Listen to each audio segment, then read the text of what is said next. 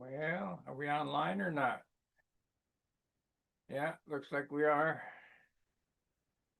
All right. This is our what's going on here? Are we online?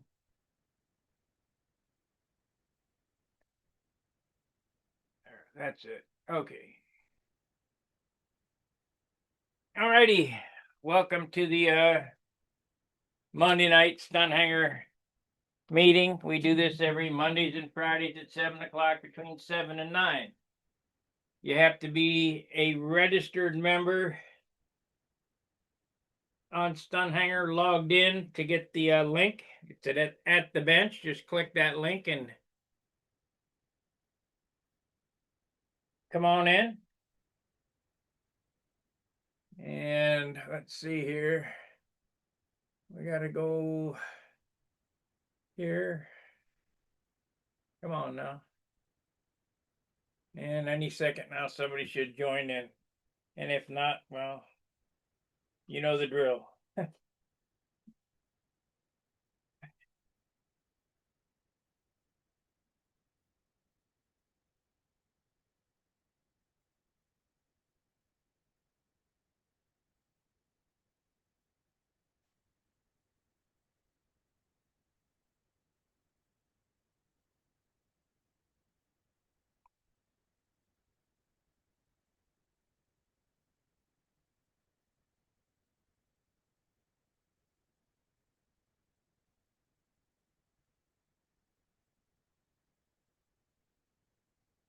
You want to make this rib cutting jig? I showed it in the openings of the Aries build.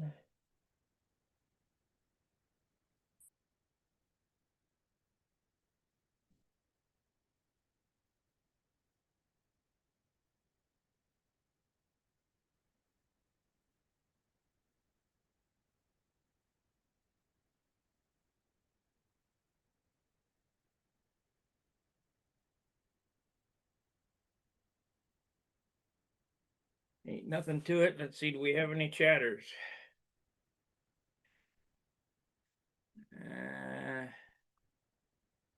Let's see here. I can't tell. Oh, we got 7 watching. Come on, guys. Click on the links. Can't do this by myself.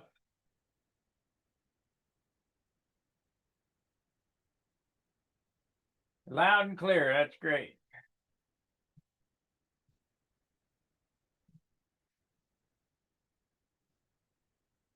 It'll be louder and clearer after the 16th.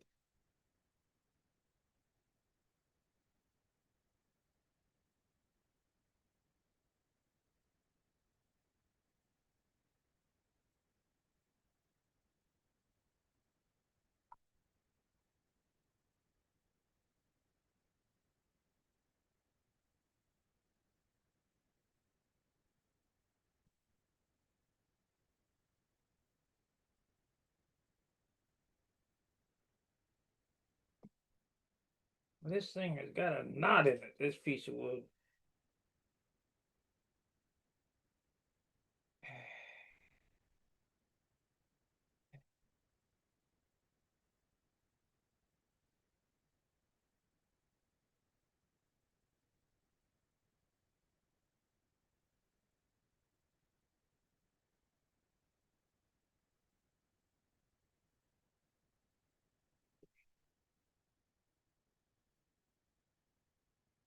I've added a piece of sandpaper under here to help hold this up against the jig here. That helps.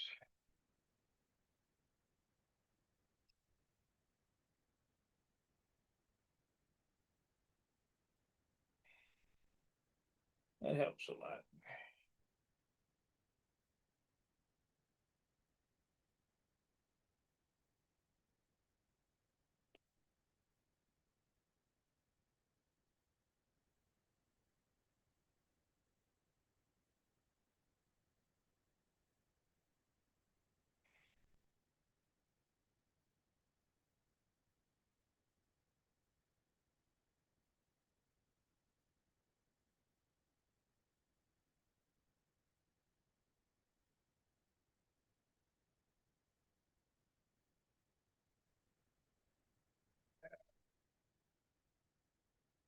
Well, is anybody gonna come in? Come on, Gary, you're usually first.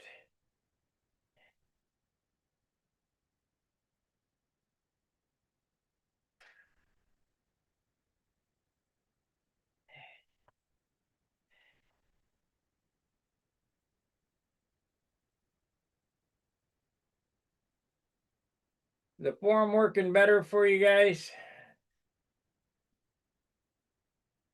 Now that I've cut down the bots.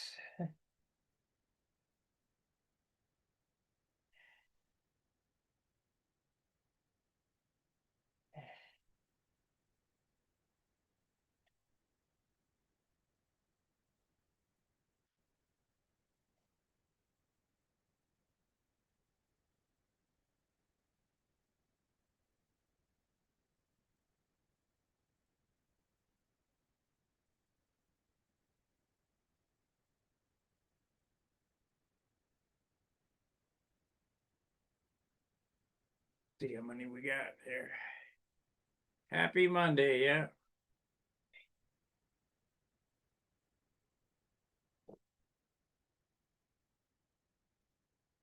One, two,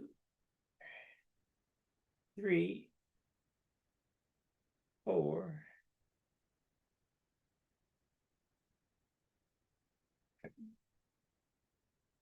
five, six, seven,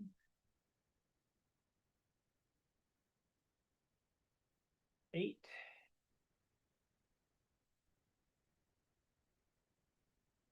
9, 10.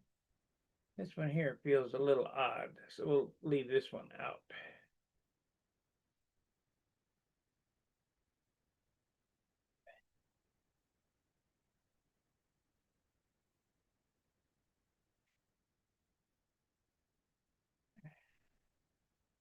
Well, what do we got? Is there anybody tried to come in yet?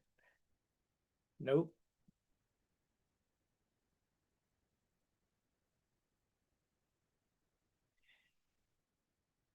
So how many ribs are on top here?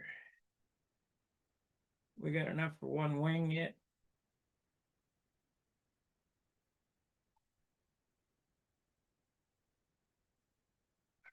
One, two, three, four, 5, 6, 7, 8, 9, 12, 13, 14, 15, 16, 17, 18, 19, 20. So I got half of the top there.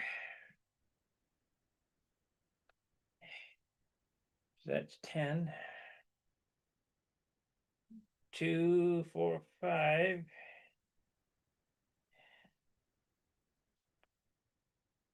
This one feels kind of funny.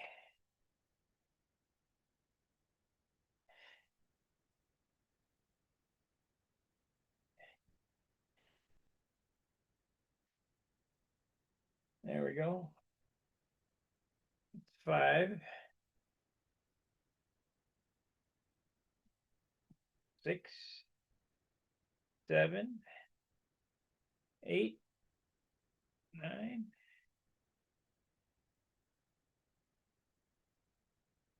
One more for 10.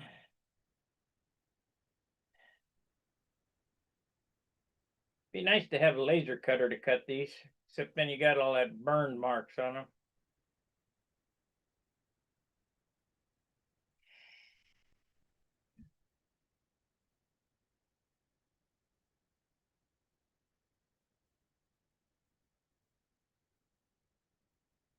Okay. And the top.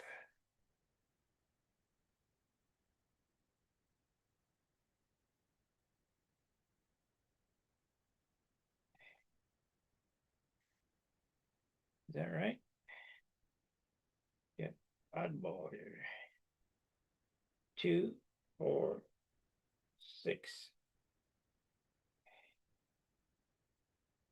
2, 4, 6, 10. Now this is 10 here.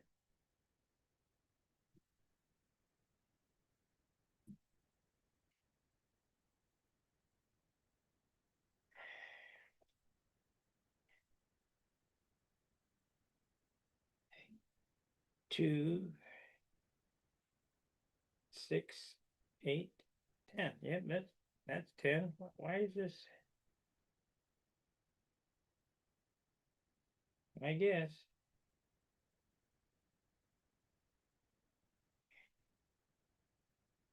Yep. That's right.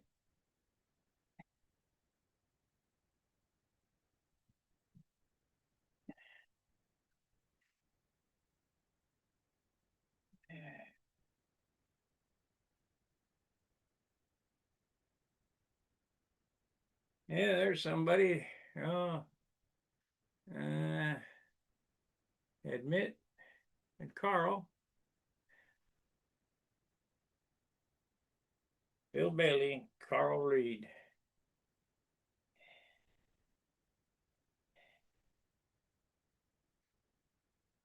What happened? Nothing.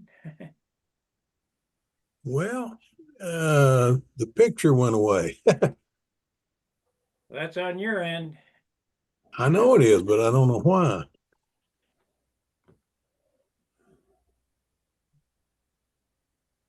Okay, now it's back. Okay. What in the world are you doing? I'm building Aries. Oh, an Aries. Yeah, that'll do that.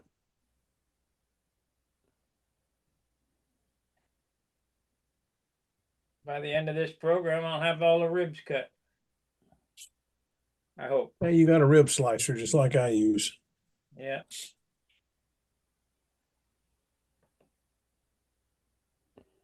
I showed people how to make this. This got sandpaper on the back. It pushes it up in there. Mm-hmm. Makes it stop. Yeah. Now that's probably a better idea than mine. Mine is the Tom Morris style. It does not have the sandpaper and it just pivots. Where that one pushes up, mine pivots. I like that idea better. I may have to make me a new one now. But it was the best I knew at the time, so that's what I did. Well, this one here is a development over about 15 different I-beam wings that I built to figure out the easiest way to do this. Yeah.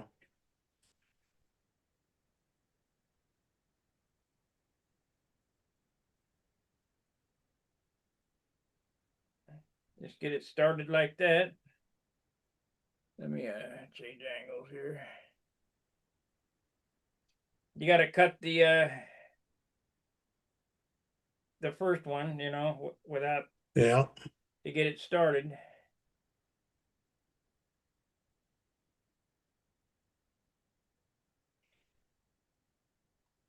What's that all made out of, Sparky? Scrap plywood. Okay.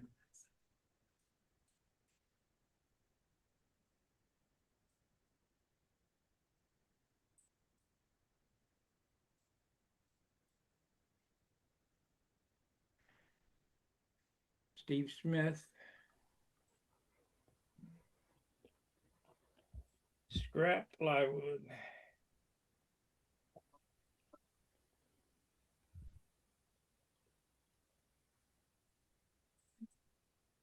Mr. Smith, welcome to the party. Hello, Hello there. I'm good. How's everybody? Hanging in here crazy as ever. Hey, Bob, we're gonna go flying tomorrow. No. It's gonna be 58. Yeah. Heat wave.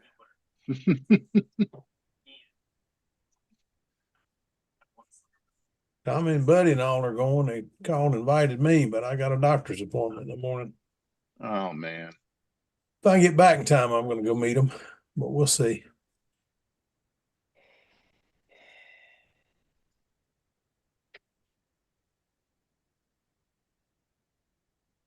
Looks like Bob's making I-beam ribs. Yep. Bob, I'm gonna have to find out what you're gonna charge me to make me a spar for a Cobra or something like that. Because I swanny, I built another spar downstairs for a Cobra. I told Bob Hunt I wanted to build a Cobra, and I figured, what the hell, there's nothing to it. I throw one together in a couple of weeks. Well, I start cutting pieces and I cut pieces and I cut pieces and I cut that spar, and I thought I had the spar figured out this time. I cut that spar and it looked good. But I mean, when I got through with it, you look at that thing one end to the other, and it makes the darndest S you ever seen. I don't know. I'm about ready to give up. My spars Me and are one, I-beams just don't speak the same language. my spars are one piece. Well, I know that's what I want. One piece from end to end, and then you can brace it where the gear goes and all, but it's just that's not together. That's not together. What's not together? The other end where you got that stop. Yeah, it is. Oh, okay. It doesn't look like it, but okay. Yeah, got a piece of plywood there Oh, okay. as a shim. Oh, okay. Hmm. He pretty smart.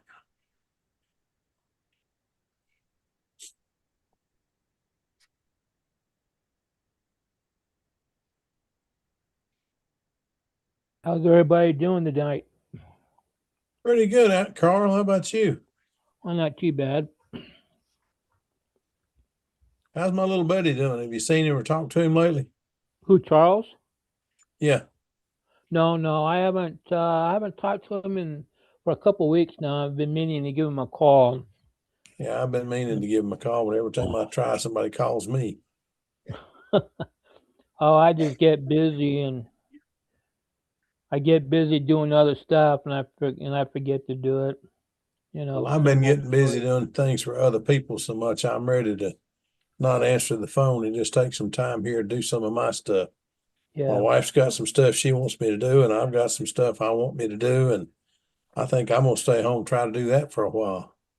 Well, Tired of us being on the go. Well, you know the answer to that puzzle, don't you? Yeah, don't answer the phone. No. Do what your wife wants you to do first. Forget everybody else. Well, that works too, but Yeah. Yeah, I understand. if mama ain't happy, ain't nobody happy. But I'm gonna do her stuff first. But I'm telling you what, there's just so many people that why can't you do this for me? I said, well, when am I supposed to do my stuff? Exactly. I mean, is it stuff that they can do for themselves, or is it They something could that, if they would, but they won't. why is And that? what makes me the maddest, now it didn't happen this year, it's been a few years back. We were getting ready for the I think it was anyway, it was a big baseball game, and he knew I wanted to see it. So we're out putting fence posts in. He helped me put the first two. We got to put 6 in. He helped me put the first 2 in. And then he went in the house to go get us a beer. And you never came back. I put the third one in. I put the fourth one in, and I looked up and I said, "Where the devil is he?" So I walked around the backyard. I was going to walk up on the deck, and just as I got to the deck, I saw him in the lounge chair, drinking his third beer, Oh, geez. watching the baseball game. I went around front, got all my tools and put them in the truck and came on home. About 2 hours later, just as the ball game ended, he called me, "Hey, where you been? We got work to do." "No, you got work to do." Yeah. I did half of it. I helped put in 2. I put in 2. The other 2 are yours. And I didn't go back. He got mad at me about it, but I didn't go back. I said, "By the way, where's my darn beer?" He never did. He didn't have an answer for that. And how was the baseball game? Yeah. My team won. I didn't get to see it. Yeah. Hey, Denny. It was. How you doing, Dennis? Good to see you, buddy. Hey, how you doing? Yeah, I chatted with Sparky here a couple of days ago, and he said he'd kick my ass if I didn't show up. So what the hell? Uh-oh. Well, straighten up. We got to see what the shirt says. You have the Yeah, coolest what shirts. the heck? You had the most expressive looks- shirts anybody I've seen. Oh, May have seen this one. Can you read that? Make No, it big. no, don't. Make him big, Sparky. There we go. Don't think I want to buy your airplane anymore. Oh, okay, yep. You seen that one? Yeah, with the airplane that's Oh, kind yeah, of tore all to pieces. yeah, it's kind That'll of do it. more of a How more of an about earth that? mover at that point. So Yeah. Lord, I tell you. anyhow, so how goes the battle, you guys? Yeah, the Munchkins are winning, I think. But anyway, we're getting there. So you see down your way, you guys actually got plastered with snow, didn't you? Or did you? Snow and ice both. Yeah, it's Ah, still geez. half of the yards in the neighborhood are still white. Mine Yeah. don't. I don't have any trees, so mine's clear just about. But Uh-huh. several of are still white, and there's ice in several spots in the neighborhood. Yeah. It's been a mess, and they're talking Yeah. about. They were talking about more this weekend. Now I just was told a minute ago, they put it off till Monday now. Hmm. Oy, Yeah, let's just say I've had all the fun I can stand for one winter and let it go at that. yeah, So yeah, it's me been too. just so cold and windy, and my gosh, it's been Yeah, awful out here. and the bad part about it is, I don't know about Indiana, but North Carolina legendarily gets our worst snows in March, Yeah, second week of March. yeah, I believe that. So we're not there yet. I'm ready to get this over with. I'll bet. I'll bet. Yeah, I was living in Smyrna, North Carolina. I had a job down there for 6 months before the company went under. And while I was down there, we had an 8-inch snowfall. Mm-hmm. You know, coming from the Midwest, I thought an 8-inch snowfall. You know, I did not never put those words in North Carolina in the same sentence, and Yeah, so I was surprised. yeah, So I was doubly surprised. I was amazed, frankly, at how well everything cleaned up. You know, there yeah. were good old boys with their pickup trucks were out there plowing stuff, and of course, you know, after the snow, it warmed up and everything like that, and about a week or so. I mean, it was melting like crazy and everything like that. But Mm-hmm. even they, I went into work that day, and there was me, and there was a guy from Montana, and that was basically everybody who showed up that Yeah, day. So yeah. Carolinians don't like to travel on snow. Snow don't bother us, it's I ice. that's not a bad thing not to like. Yeah, that's So true. But a lot of it, we don't mind snow too bad. But when they put the word ice in it, we're ready to stay home. oh man, I absolutely hate the freezing rain and by any other Mm-hmm. day. Wintry mix. All right. Yeah, Anyhow, I've all heard our that's good buddy John here. He's been up. He's been like knee deep in since October. So Hmm. Still yeah, am. still am, huh? man. I think they John, call you that. can have it, brother. You're used to the mess, but I'm not. You Yeah, I can. appreciate that, Phil, but I don't want it. Yeah, he's Oh, right there next to the lake effect. Lake Michigan's a pretty big lake. Yeah. Yep. So anyhow, what state? Where are you? I'm in Michigan on the not too far from the west coast of Michigan. Yeah, right there at the big lake. Yeah. So, How yeah, far up? about about 40% of the way up of the lower peninsula. Okay. My Grand Grand Rapids, son-in-law, right? Yeah. my son-in-law is from Houghton, which is the Upper Peninsula. Yeah, that's And So way it's yeah, well, that's cold, man. that, man, that's we went cold. up That's there. snowy. That's geez. Yeah, I for went up for there. 9 months or 10 months out of the year. Yeah, I went up yeah, there one time, and we saw a sign on the side of the road. No joke. And everybody thinks I'm kidding. I've got pictures. It says Houghton, 20 miles. End of Earth, 10. yeah, yeah. That's about it. Yeah, that's where Michigan Tech is. Yep. Yeah, that's right. When it gets cold, everybody goes to the college to take shower because they got the only water system that works. Mm, I would believe that. yeah. My I wife and I were guarantee up it. there last summer, I might say, middle of summer. There ain't no way I'd try that now. And my gosh, it was beautiful up there. Mm-hmm. It's But pretty. Yeah. Summertime would be my choice if I if I were going. Yes, yes. Wintertime, not so much. So No, but others love it. I mean, the snowmobiling up there, I guess, is unbelievably fantastic. Mhm. well, yeah, it's the only way you get from A to B up there. So Yeah, anyhow, Yeah, they yeah, got yeah. they it's got like interstate. snowmobiles that got So expansion chambers on them that are, what in the world, man? mhm. They get serious about their snowmobiles. Went up. But this has been a big snow winter so far, even for us, Yeah. well above average. But actually, the more significant thing has been the bitter cold Yeah. weather. Yeah. I saw something the other day that said our temperatures have only been above freezing for a total of 4 hours in the last 20 days. Wow. Good grief. Think about that. Yeah, I'm And then it's been windy most of the time. So if it's 12 degrees, the wind chill is maybe below zero. So how many Mhm. airplanes you got built right now? That's building season. I've been building a bunch and I have part of a Caprice built. I built slow, but I did convert a Nobler from gas to electric before I started the Caprice. So that's what I've got done. Well, actually, John, the whole story on that. How long did it take you to convert from last time you flew it there? You had it. You said you had it in Yeah, the thing was in crashed storage there for about a while. 35 years ago, this Nobler. You wanted Sparky? Is that building season? You go reaching back 35 years for a project to finish. So That sounds about right. John, I can beat you though, brother. I'm telling you. The Yeah. first model airplane plan I ever bought, if you look on that place UK, whatever it is, forgot the name of it. Outer zone. Outer Zone UK, you can find a set of plans to a plane called oh God, now I'm talking about Alzheimer's. Anyway, it's a Demon Delta. I bought plans to that thing when I was in the third grade.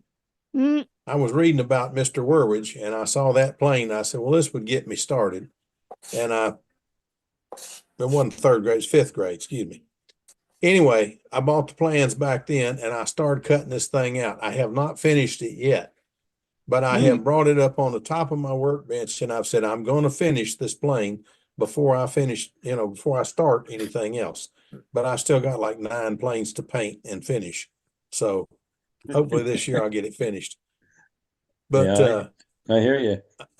I got a Demon Delta. I'm gonna put a Fox 40 in it and just have something 3 lines to go out and just I may only fly it once, but I'm gonna fly it once. mhm. It's no stunner, that's for sure. It says it does big loops, and the guy's doing the loop.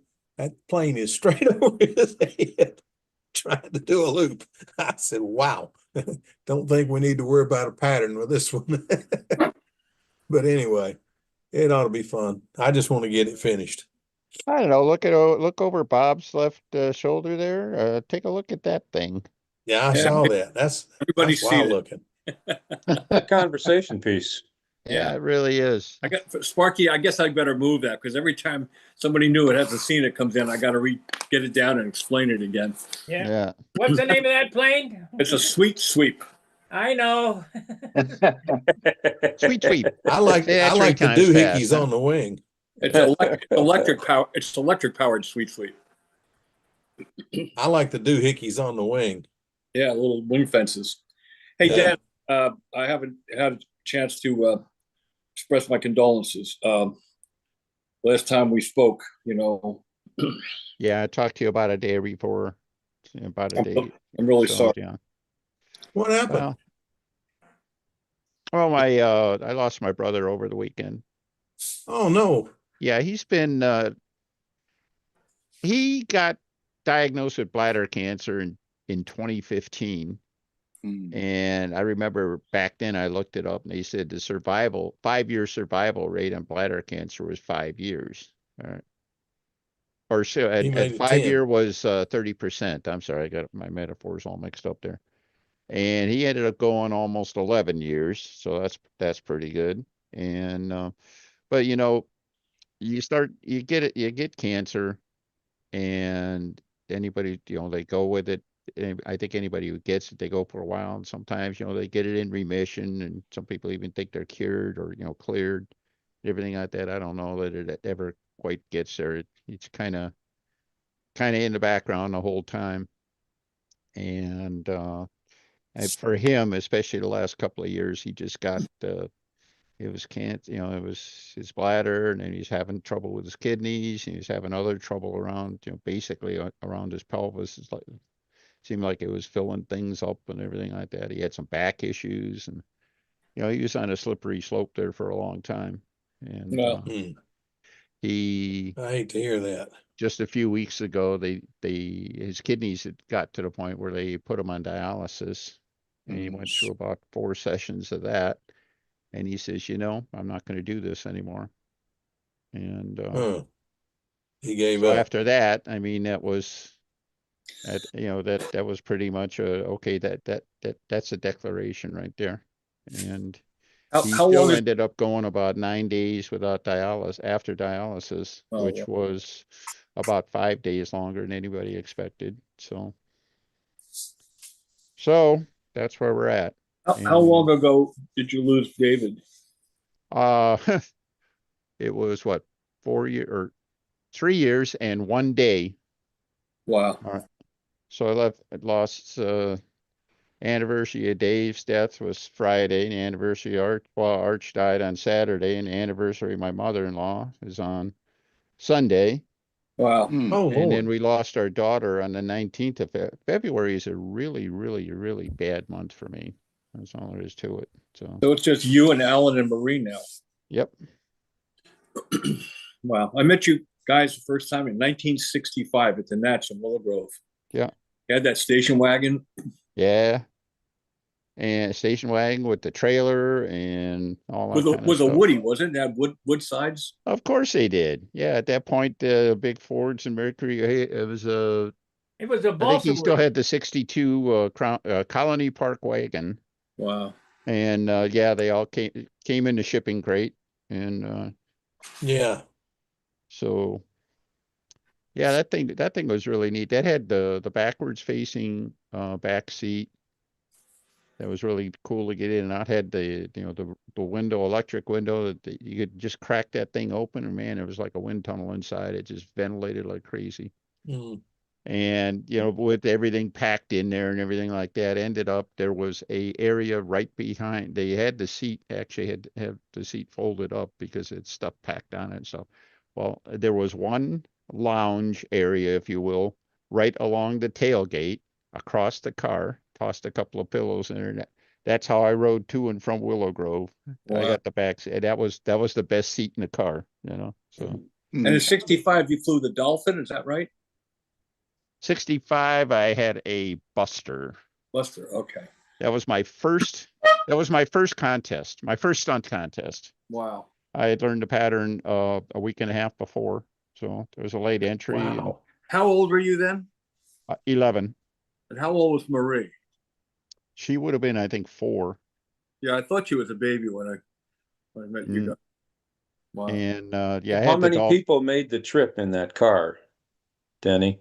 Well, that was actually Bob. I don't think Marie was with us. That was Dad and the 4 boys. Oh, I thought Marie. You must have seen Marie. Maybe what was her next national? 66. 69 was my next 69. Oh, okay. Because she was not a baby by then, but well, she was still pretty young. But yeah, we all went there. We stayed.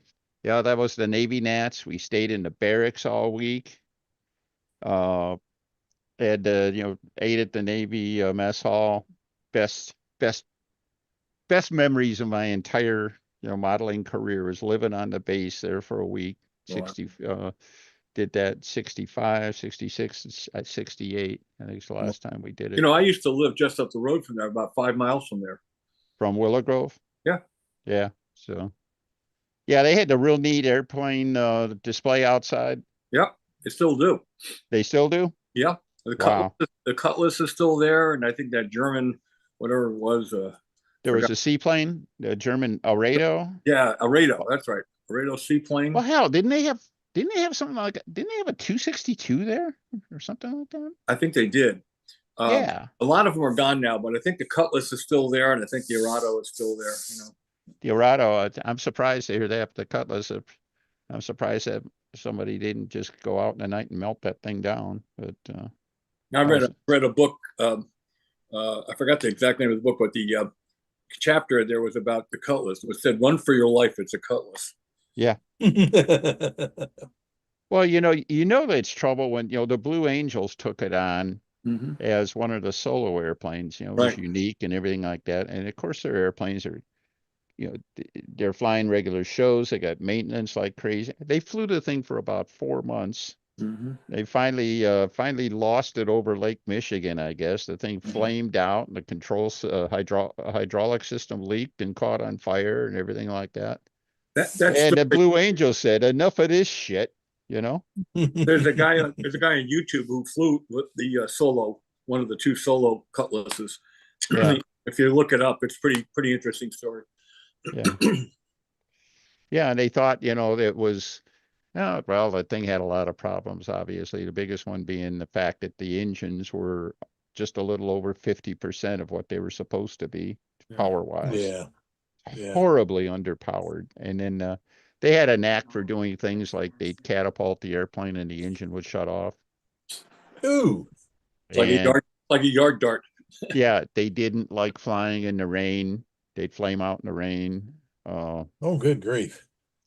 Yeah. It was a horrible airplane.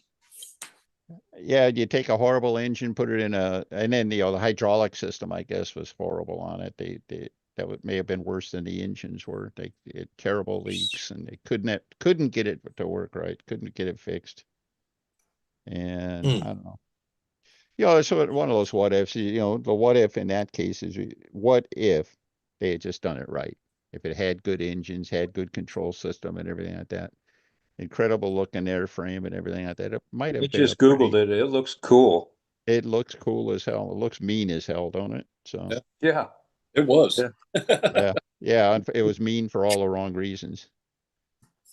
So yeah, there was a whole generation of airplanes used that same engine, the Westinghouse J40, I think it was, and they were all horrible. And a couple of them, let's see the other one, the McDonnell Demon, predecessor to the Phantom. Again, it had the direct predecessor of the Phantom. The Phantom, they got it right, and the Demon, they just. Was that a Demon engine, you built? That shakes his airplane. Was that a Demon? I built the Swinger. The Swinger. Okay. Yeah. Yeah, I built the F-111B, if you will, Right. and yeah, the Demon I think came right after that. So it's one of the best looking ones of all his swept-wing airplanes. Did you ever get that thing to work halfway decent? I got it to work. I got that thing working remarkably well. Wow. It's it's. I remember you were struggling with it out at VSC one year. It was not well. I got it, and after that, I got the last little bit out of it. And when I took it to VSC, I had already taken it from about a 65% to about a 95%. And I got it up to probably a 97%. 97% mean I can go out and fly it on purpose and do good tricks on purpose and stuff. Don't ask me to get into a contest with a USA 1 or Yeah. a Mirage or something like that. But I mean, as far as going out, campaigning, doing the tricks. Well, there were a That- number of that those it does. airplanes that Cheeks built, and also Bernie Esch. The what was the name of that one he built? Bernie's airplane was the Ultra Supersonic or something? Or yeah, supersonic stunner. yeah, That thing is scary looking too, isn't it? it is. You guys know what you're talking about? I can find a plan here if you want to take it. Digress for a minute. I've seen it, but it's been a while. Yeah. We didn't see Bernie Esch too much after that. He ended up in the witness protection program. Mhm. He did. Yeah, I do know late, much later in life and everything like that, Jack really, he really missed him and Bernie were like, they were like brothers, and Bernie got into trouble and everything like that, ended up in witness protection, and Jack really missed them. Yeah. He really did go into witness protection? Bernie Esch. He really did? He really did. Oh, heck, I thought y'all were kidding. No. No. Okay, let's see, There were a see number if I of can really remember how good to do builders this. and good flyers in that area. I had Boom Boom Gunther, Leroy Gunther, and Don Bambrick. Some really good flyers. I remember Okay, those there it names. is. Yeah. Never didn't know the people, but I remember reading about them regularly. Yeah. Bambrick was about as nice a guy as you ever want to meet. About as good a builder as you've ever seen, too. Oh, incredible. That come up. There it is. Oh yeah. Wow, that's nice. Mm-hmm. Here. Look at Where the heck? look at the nose length on that thing. Yeah, that's be an ideal electric. That's about where we are now. Look at Yeah. the I tail think it's moment. bigger What's than the that. tail moment? 22 inches? About 20.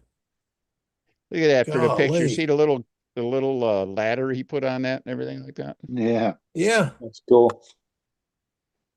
Wow. Where the heck do you get the plans to that? Flying Models Plan Service.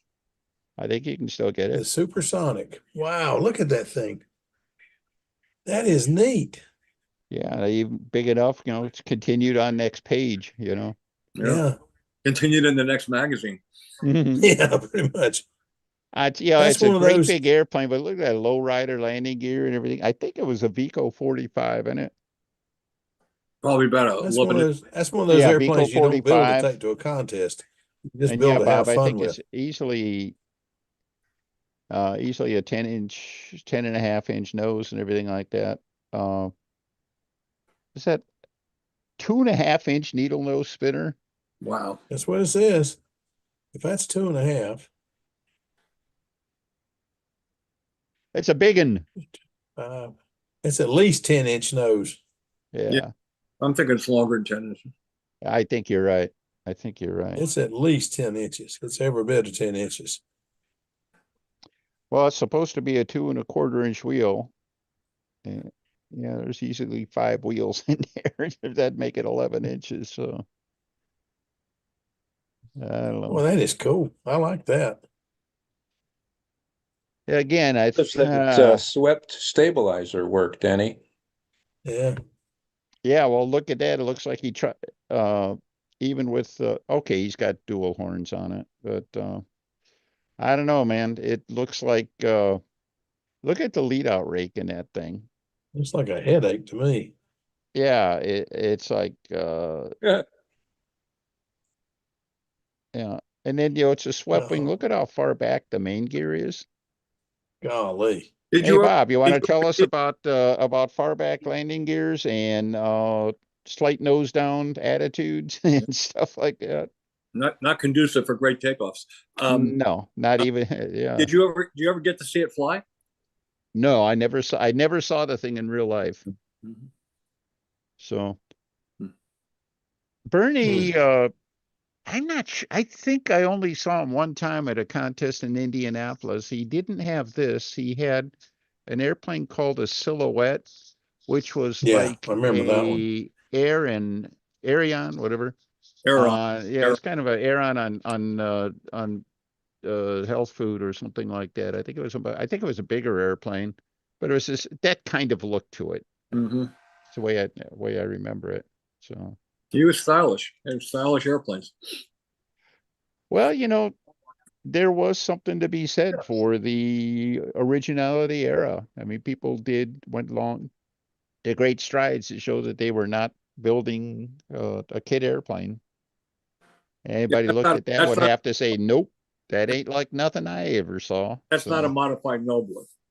No. Yeah, it's big, so it's a shark. So Yeah, right. Yeah. I honestly don't know how big it is. It just, look from the plans, it looks absolutely berserk. But Well, him holding it there looks pretty good size. yeah, well, right there, that looks like a lot of. It's long. It's kind of skinny too. Mm-hmm. So the skinny fuselage and all. It's not That as thing skinny as have to that thing you present- built. That thing would have to look like just incredible on the end of the lines, wouldn't it? Yeah. Jeez. Yeah. It's like a big I got old, one of Dennis's. straight lines everywhere, big fin on the back, pointy. I got one of Dennis's plans in the basement. Starts out wide enough to put a McCoy 40 in, but the back end of that thing looks like a profile. Mm-hmm. It's cool. Well, that was the way you got to build and not use nose weight. Yeah. You take all the weight out of the top and bottom blocks and stuff like that, and with I think a it was an ellipse. I think that's the name of it. well, that's it. I did it on that because that was that was a leftover from other times. The Eclipse had an 11-inch nose on it, and none of them were tail or nose heavy. I can tell you that. So, or were tail heavy. I So, love the none were tail heavy. powder So, blue one. Yeah, I don't know. that's the one I've got pictures of, the powder blue one. The fat fuselage, that gained popularity. They're easy to build and they seem really strong and stuff. But the little skinny ones were really stiff too. So I think I flew did I fly the powder blue one time? yeah, you flew the blue one. And I flew the orange crate. You flew the orange crate, right? So that just proves that Bob was a glutton for punishment even back then. So As you know, I have a wing over here. We're looking at it now. That's 63 inches span, 9 1/8 average chord, which I think is exactly what you told me the Eclipse was. yeah, I think I told you 9-inch instead of 9 1/8, but that's close enough for government work. It's So. it's got swept forward by 3/4 inch swept forward trailing edge. Yep. Yep. It's basically your airplane, but it's going to be a twin. Well, that's not my airplane for sure, but Very similar. I hate to keep bringing it up, but the motor arrangement you did on the Sweet Sweep, I think if you could do something like that on a twin, I think it would be really awesome. Almost a no nacelle look. Yeah. If you could do, I don't know if you can do that and still get where you need to be with balance and all that. But well, the problem would be to a degree, if you got it back that far to the leading edge and you had a tapered leading edge, the inboard side of the prop would hit the leading edge. So you have to put it out a little bit. So put it out a little bit, yeah. But still, an nothing airplane. sticking above or below the wing and stuff like that might be an interesting. Are you familiar look. with a Italian airplane called the Diamond? It's a twin. It's a commercial. I mean, a private twin built in Italy called the Diamond. I think it's from Italy, and it's got 2 diesels in it. Diesel engines, and the nacelles are very similar to what you just described. Well, how about a Cessna 310 with the flat engines? Yeah. And in the nacelles, they're pretty large and everything like that, but they were very thin. Yeah. And take those and stylize them a bit and all that kind of stuff. You could have a lot of fun with that. So. Well, all it takes is time and balsa wood. That's it. Well, Sparky's been explaining to us with all the crappy weather and everything like that, we all have a lot of building time. That's for sure. And right now. This is a tail for Glenn Metter for a Thunder Gazer. Oh, really? Yeah. Geez, that's huge. Yeah. Is that foam? Yeah, it's foam. Yeah. Okay. Good gracious. And it gets bigger, right? You put a trailing edge and a leading edge on the. Well, no, that you cut out. You cut it out. A strip, and you replace it. You cut out it's 5/8 of an inch you cut out, and then you put a 1/4 inch trailing edge on the stabilizer and a 3/8 inch leading edge on the elevators. I got another one here I'm doing for another guy, and I got the this stuff's ready to carve. That's the stabilizer, and then the elevators have got the ready to carve. It's ironic that I got 2 orders from friends for Thunder Gazers at the same time. And there's 2 people that I owe a lot to. I owe a lot to Glenn. Jenny, you'll remember this, I'm sure. In '76 at the Nationals, when some idiot backed over his own airplane. Oh, that I don't know. I can't remember that guy. But yeah. Well, I see him. I wonder whatever happened to him. I see him every morning in the mirror. Yeah. And my backup airplane wasn't really up to snuff. And Glenn said, "I think we can fix this." And this thing with him, the gear was mashed up under the wing was broken, the motor was broken in half. the tire went up on the muffler, snapped the side of the motor off with a big chunk of crankcase. You could see the liner inside the engine from the side. Thing was a mess. And it started to rain. And Glenn said, "You're last up. We have time to fix this." So he commandeered Roger Barrett's camper, threw everybody out except Roger. And somehow he came up with all the materials I needed. He got, Glenn is strong. Yeah. He got 2 pairs of vice grips, took the bent landing gear, which was folded up with the wheel pads under the wing, and just bent them back out and got them to fit perfect. And we glued everything else back together, put a new motor in it. And, the rest is history. I won the Nats that year. And and the reason I had to go back to the motel to wipe off the airplane and get cleaned up, it was raining after my first flight. I had an overrun. So it can be said with some degree of certainty that I'm the first person in stunt history that ever won the Nationals with both an overrun and a run over. Yeah. Oh, I knew where that whole story was going, Bob. I honestly I did. know that's an old. Yeah. So I remember seeing the Genesis after that, and it was really put back together. I'll tell you, I didn't do anything to it for the rest of the season except fly it, and I won every contest I flew. That's the only undefeated airplane I've ever owned. Wow. I take it back. Its last flight, when it was really getting old and drawn in and everything, and I decided to fly it at a balloon bus contest. Oh no. And I hit the pole. Oh. And you didn't win the contest. And I didn't win the contest. So it can't, but it was undefeated in stunt contests. All right. Well, that's okay. So Bob, here's the question I'd love to hear the answer to. Yeah. Did that airplane fly better or worse after being repaired, or the same? It flew exactly the same. Exactly the same. Yeah. The actual alignment wasn't damaged. It was just cracks in the wing, under the wing. We eventually did put fiberglass on that. The side of the fuselage was split, had to put a new motor in it. When we look back after hitting it, was Chris Lola and I. We got in the car and I started to back up and I hear, and I said, "What the heck is that?" And I look back on this little platform where I kept the airplane in the car, my 327 Chevy, and it wasn't there. And we both looked at each other at the same time. We said, "The airplane!" And we ran back there. And this is the honest to God truth. We had one of your dad's mufflers on it. And the muffler was swinging from the muffler pressure line with a chunk of the crankcase still attached to the muffler. And it was swinging in the air on the fuel tubing. Oh, that had to be sickening. I can't even imagine it. Can't even imagine. Talk about the agony of defeat to the thrill of victory. I don't want to do that again. Well, that won't happen with today's cars. You get beeped at. That's true. It's true. I got a new car. My wife bought me a Subaru Outback, and it's the only car I've ever had that yells at me. You're going out of the lane. You're going out of the lane. Put your seatbelt on you. Car with an attitude. Yeah. It's like having a nagging wife.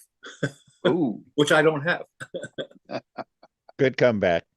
Yeah. Well, she's asleep upstairs, so I'm safe. I hope she don't watch the replays on this. Oh, she may. I don't know. Oh, you'll find out. Yeah. Yeah, I found a picture of that Diamond DA-42. Yeah, put it up. Let me put it up. I want to see if maybe Bob Hunt can model this. Well, I've been thinking about it, except for the T-tail. Can't do the T-tail. Can't do the T-tail, huh? Well, you could, I guess, but it would be a risk. There it is. Wow, that is pretty special. Isn't that Yeah, cool? that's A cool. sleek looking little plane. That is the coolest plane. That's got 2 diesels in it. Yeah, That's amazing. it's pretty light in the fuselage back here, though. I think that's actually good to have area at the back, area at the front, but no area in the center. Building it would be a bear. Yeah, There, I look would at that. build. I'd put the tail down low on that without a second thought. Just put the tail down a normal spot. Yep.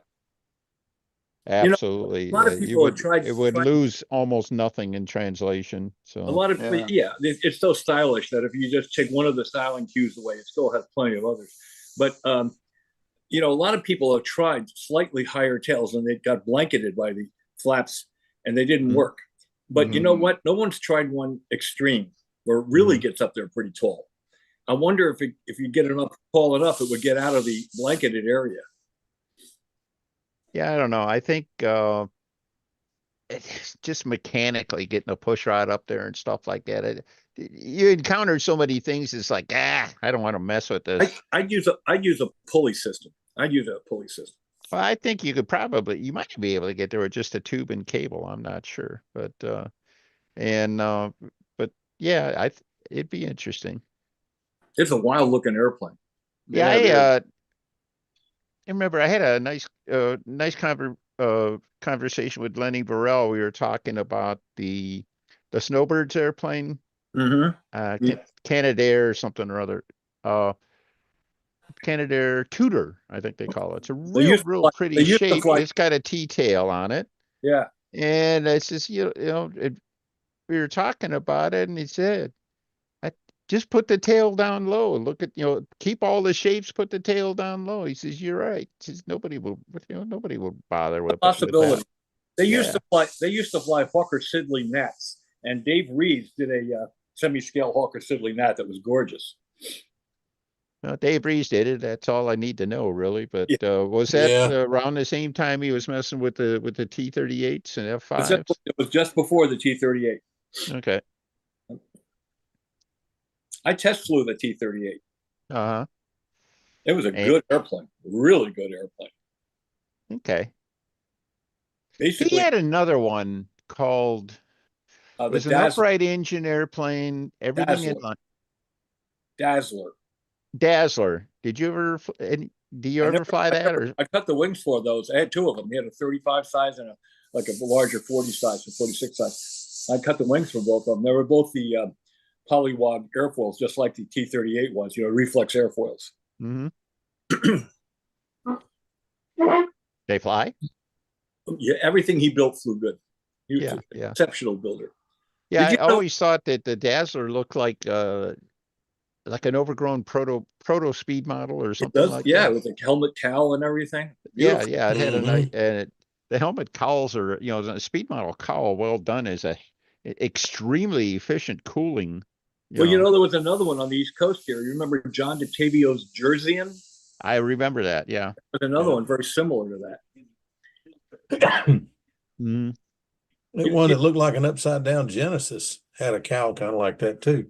That was the Dazzler. Oh, okay. Yeah. Yeah, that was an interesting plane. He brought that to Winston one year. And Beautiful. I looked at that thing and I thought, wait a minute, what happened? You were putting your Genesis together and forgot which way was up?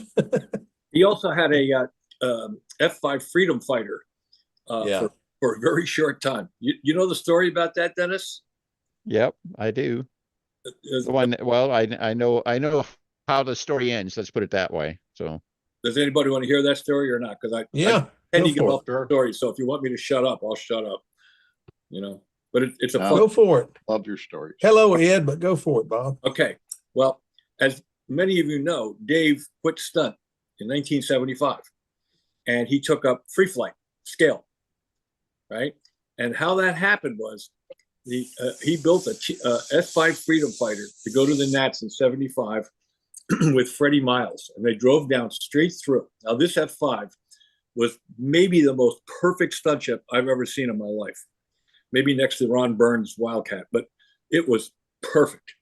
And he did it up in the livery of the demonstrator model that Northrop used to send around the world to sell this airplane to other countries. So every country it visited, they put a flag on the nose. And he hand painted it was like 20 flags. And he hand painted each one of them on both sides of the nose. And you'd swear they were decals or they were actually, decals, but they were painted. Had a full interior that looked just like the real airplane. The thing was gorgeous. He gets down there and Freddie wanted to go flying right away, which is always a bad idea to hop out of the car after, 2,000-mile trip and go flying. And he convinced Dave to fly. and Dave crashed the airplane on the first practice flight. Hmm. And this was at Chennault. This was at Lake Charles. And Dave just kind of went walking off into the sunset. You know, you could see the curve of the earth of that tie down ramp, that B-47 tie down ramp. And he just walked away. And we didn't see him for the whole day. And we were worried about him.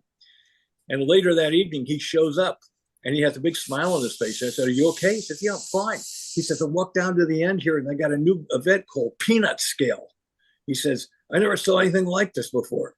And that's when he started flying free flight scale. He became probably the most noted free flight scale flyer of all time, winning the Grand National Championship at the Nat several times, and the FAC and all those other big contests, and published a number of amazing airplanes.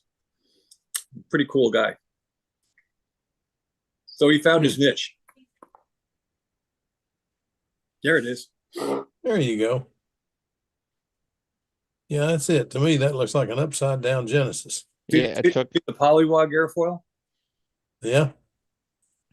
so you got basically an inverted layout, the thrust line just, you know, Yeah. in this case, a Huh. little below the wing and the Yep. stab above the, but if you take it and like you say, Phil, turn it upside down and, The Genesis. it's a normal airplane. And it looks like he did, I'm guessing that was some kind of a rainbow scheme on there.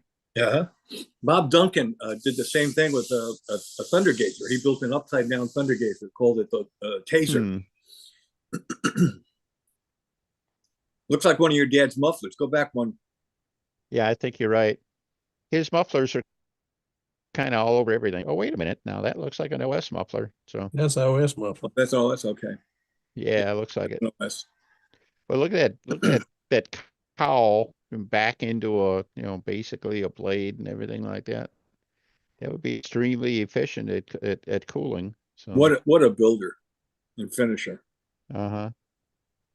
He passed away a few years. Anyhow, Oh, shucks. just a few years ago. Yeah, he showed up at Brodak with a, I think it was less than half size, a little tiny Sheik's Knight in framework, an I-beam framework. The thing was probably about a 30-inch wing or so, maybe not even that. But it's just, you know, just looking, it looked like a piece of sculpture. It's just a plain wood model, wasn't covered or anything. But it Can was you just pull up a gorgeous. picture of the Talon? I think I can find one. It was in 1974. I think it was December or April of 1974. It was a red. Yeah. It was a red I cover. can't find it that way, but I think I can find it. So stand by. Yeah. That's yeah. I mean, what I have is I got a couple of Thomas Wilkes CDs. He's got a couple of Oh, okay. Yeah, really right. good ones. And let's see if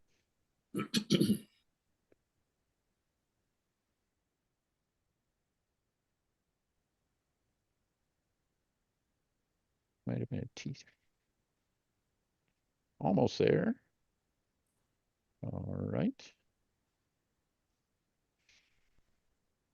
All right, where are we at? I forgot about that. I have that CD or DVD someplace with all his plans on It's it. a CD, yeah. I took the CD, I just to my hard drive. It's a lot easier to share. Good night, Dad. You too, Oh, baby. wrong Good one. night. Stop share. Stop share. Let's try this again. Share Callan. Now we've got it. Yep. So Oh, he had, yeah. now the Callan was a trainer, so it's two cockpits. And the Mhm. F5 would have been a single cockpit, Right. same airframe. Basically the same airplane. So I The did not F5 know had he had an little, I did not know that he had a F5 also. Yeah, and it had the little rockets at the little at the end of the wings, just like the Mhm. F5 did. And the lead out guy was in one of the rockets. It's pretty funny. Yeah, now look here, we got That is just sharp. mean, Can you say think of that thing electric? with an electric motor. Yeah, I mean, look at the cylinders way, the thrust line is way down there with an inverted engine. That Ooh, I would, that doesn't look like a happy outcome to me, but It but flew good. if the engine was light enough and all, you could get there. But look at that, it's all virtually an inline airplane. Yeah, I did the Oh. test flights on that airplane, the trim flights. Mm-hmm. Good And of airplane. course, if I you was do a scared. nice I was job scared with, to death. Scared to death to fly it. probably because it's so pretty. Oh my God. All right. So yeah, and you don't see the rockets on there. I thought he had No, rockets. that was on the F5. Okay. Incredible airplane. You can see the interior in that one shot. Go back a couple of frames, and they had the interior. You could probably zoom in on it. Not that one, the one before that one. Even one before that, I think. You can see the two seats there. You can see, yeah, maybe you can zoom in on that. Not really a good shot. Well, you see two Oh, there you go. panels You can see the with the where they with the detail. stand or the embossed style instruments and Incredible. all that. Nice line work. and Everything was done interior with thin ABS plastic he got from the railroad guys at the hobby shop, and he made everything out of thin ABS plastic or thin styrene, whatever it was. It was incredible. Mm-hmm. Guy was a master. Yep, it's a shame. Yeah. Yeah. I don't know if I've ever seen anybody model one or build one. I can't remember seeing anyone else build one either. I did do a couple of wings for them in that time frame, but I don't know who. Somebody called up and wanted a wing for it after the article appeared, and I never saw the actual airplane built. Excuse me, just a minute. Mm-hmm. Yeah, just curious. I've had what 3 or 4 airplanes published, and I think I've seen like one of each of them actually got built. Here you go. I just wonder how many of those things turn into. There we go. All right. That's your templates, you mean? This is a template. Cut the actual original wing off. All right. All right. 38 Talon. And would you have cut that with the flap on it too? Or would you have made the back in those days we hadn't started doing flaps integral to the wing. Okay. That was 74. Okay. I didn't start doing that until about 76. Mm-hmm. Well, they'd have been kind of thin for foam anyway. Structurally, I think it'd have been a handful, but yeah, no real advantage there. Speaking of that, I mean, Dennis, you were talking with someone on, or corresponding with someone on Stunt Hangar about the Eclipse flaps, the integral to the airfoil flaps, and somehow it affected the pitching moment or hinge moment of the airplane.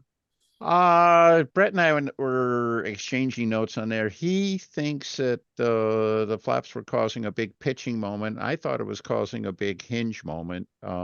Difference being, I think that there's a big separated airflow bubble over the flaps, and it made the control effort to move the flap very high. All right.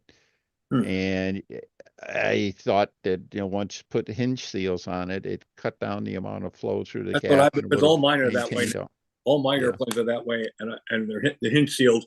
But also another thing that kind of prevents it from having that stick pressure buildup is the subfloor trailing edge. Because you're not moving the center of pressure RF from the center of the balance point when you deploy the flaps, so they turn a lot easier. I think if you were to make a straight trailing edge airplane with the flaps integral to the airfoil shape, you might have a little more stick pressure buildup because of hinge moment.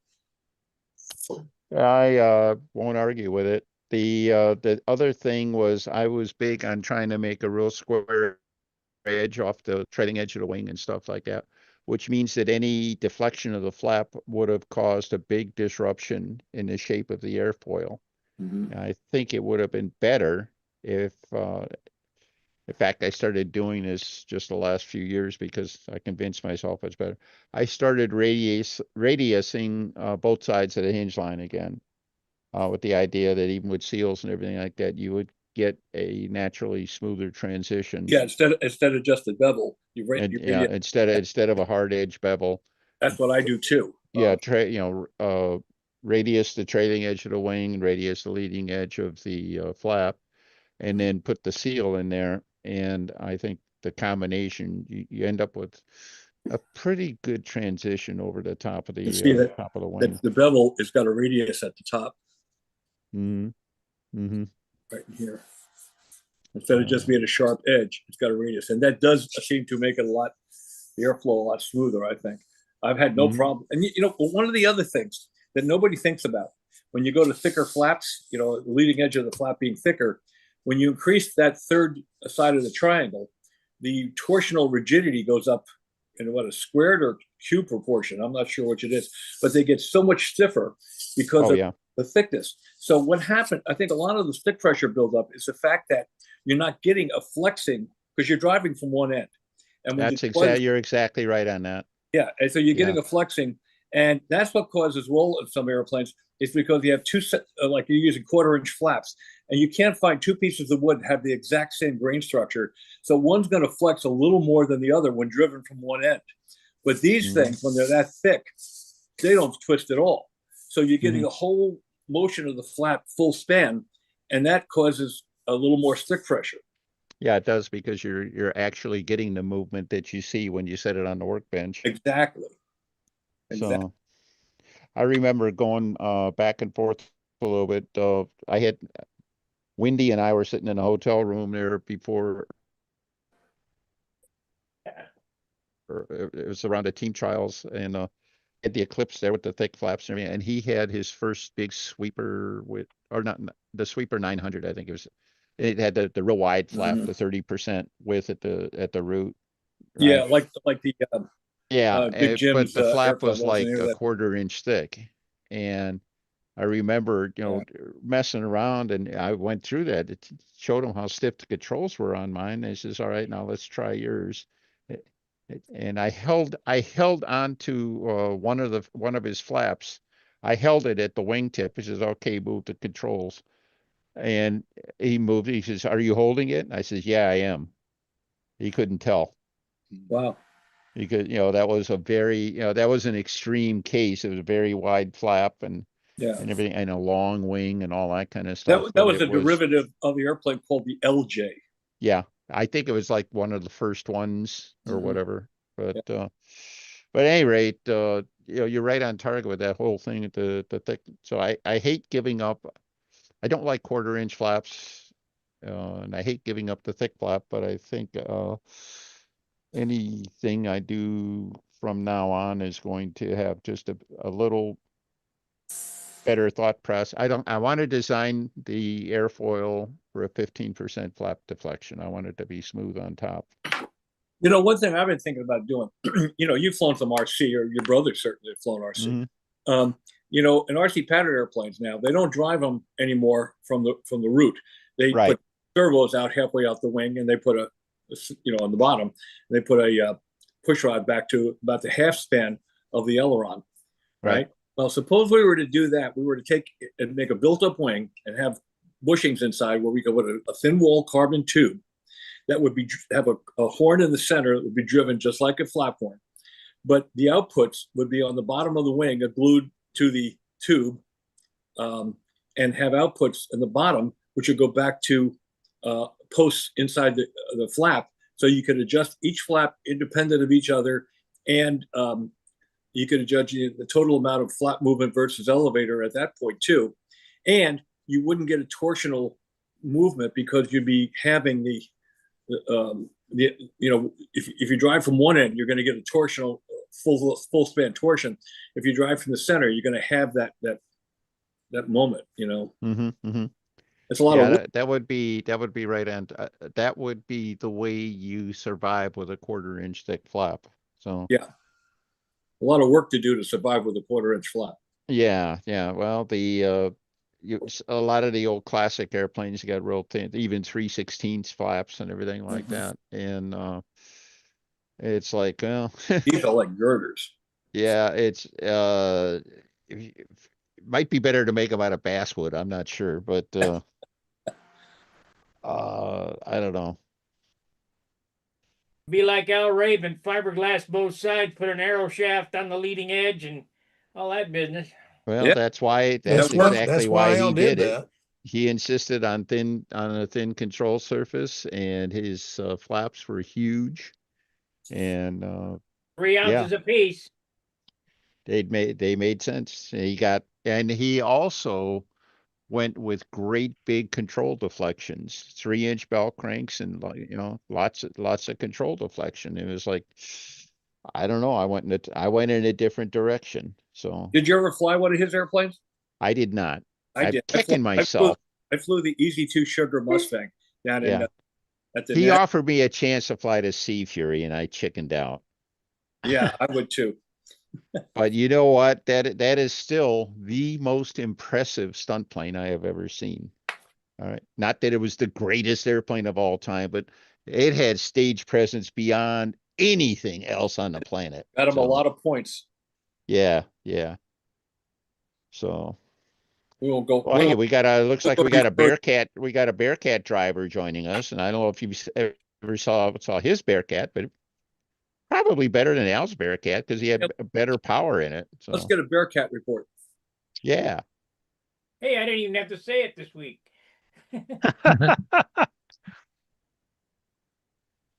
Well, I got a lot of excuses because of the Oh, look at that. Oh, wow. the I Super didn't. Bowl and other distractions this weekend, like having to install a new soap pump on the kitchen sink. And anyway, Oh, We don't want to wow. hear. We don't want to hear your little excuses. Show us the Bearcat. Yeah. anyway, this is what Yeah. it looks like. Looked like a week or two ago. I've been working on the control surfaces. So I don't have a lot to show. That's beautiful, Mark. Thanks. It looking fantastic, man. So So I've been working on the now where are you? Looks like you're clear coating. Whoops. That's not a Bearcat. clear coating. What, the Bearcat? That is Yeah. Bearcat. That's a Bearcat. Yeah. That red one, that wasn't a Bearcat. No, Oh, that was no. a T-bird. Thunderbird. The So- No, Underbird, yes. I haven't put any clear coat on it yet. I want to put the ink lines on it. And I want to get the control surfaces caught up with the rest of the airplane. Mm-hmm. And they need to be painted. Oh, okay. So yeah, the control surfaces are all on a rack right now. Look like. Yeah, there they Yeah, are. there we go. So this is what I've been doing. Using Most roll bar recent- hinge points. Yeah. Keith Trussell method. Mm-hmm. What he's got in his Bearcat. Yep. Well, he spent an hour and a half with me. Did you ever fly his Bearcat? No, it was crashed before I got it. Oh, I flew it. It was a good airplane. He told me back in 2020, he said, you should build a Bearcat. I said, oh, well, okay. And he says, come to my house. So I stopped by his house on the way home from the field, and we spent an hour and a half in his basement examining his orange one, which had been crashed. Hmm. But he You showed should me have all, seen it. he showed me You all should have kinds seen of it things. before the crash. It was gorgeous. I did see it before the crash, but it was quite a few years ago when it was back in Tucson. Yeah. Mm-hmm. Yeah. And in fact, I saved it one day because the dust devil came along. Hmm. And there was one airplane on the field I thought should be saved, and I went out and grabbed the orange one. Not even your own? Priorities. Mine wasn't out there at the time, but Oh, okay. and we were lucky. I don't think anybody's plane got trashed, but Yeah. Keith And thanked me for it. he had the exhaust scoops on the side of that thing. They were painted on, but to look at them, you just knew they were 3-dimensional, but they were just ink lines. It was amazing. Yeah. Anyway, he gave me all kinds of hints about, put an extra spar here because people grab the plane by the leading edge and they crunch that part of the wing. And Mhm. he showed me how to do his Raby rudder implementation with the slider. Yeah. That's And the neatest trick. I mean, that is just cool. Mm-hmm. And then, Mhm. I don't know, he showed me a whole bunch of little things like the engine compartment, how that was all laid out and how the fuel tank was in there. So I copied most of his ideas and thoughts. But Keith is the Bearcat guru for me. Anyway, here's what I was doing. I'm more sanding. If anybody wants to come help sand, I'm working on T-Bird. The wing Uh-oh. tip. Yeah, I broke a wing tip on it. Well, I guess it was broken. I just discovered it was broken. So I cut it open and glued it real good. And I put the fabric on it, and I put the several coats of dope on it, and I put the filler on today. So I'll sand this first coat off tomorrow. Mm-hmm. And then the thing that happened today, I couldn't believe it. I was on Brodak's website, and I was getting ready to order some more clear, and I found this picture on their website for clear dope. And I took that picture Huh? in 2020 Hmm. because you see the date on the can is 420.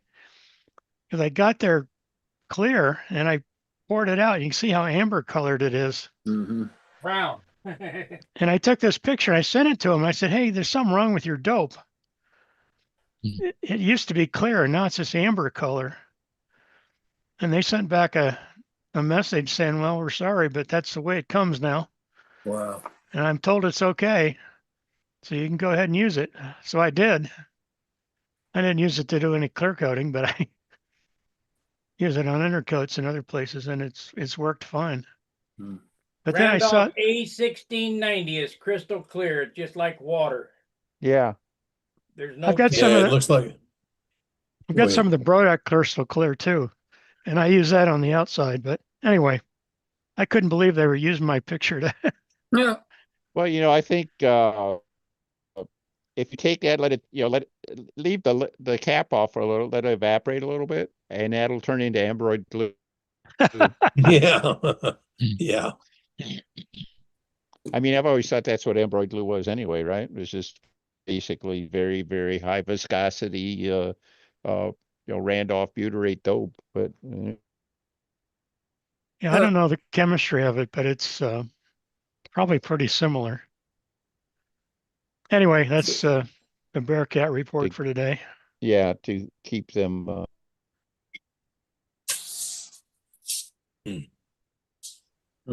Where'd Denny go? Keep them separated and all that. There you So are. that bear, you going to try to take it to VSC, or you I going to don't go to think it's gonna. I don't think it's gonna be done. If I get it done, I'll think about it. But VSC is not a very good place to try to Oh, rats. You freeze deal up. with a I brand new froze up. airplane. Yeah, yeah. All right. You coming? I don't know. I can't hold my arm up right now. I hurt my shoulder last fall and I can't seem to get it back here. But right now, I I literally can't hold my arm in front, straight out in front of me. So, Well, the airplane Hmm. pulls it out for you. well, I could count on that. So that's what it would have to be. But I don't know.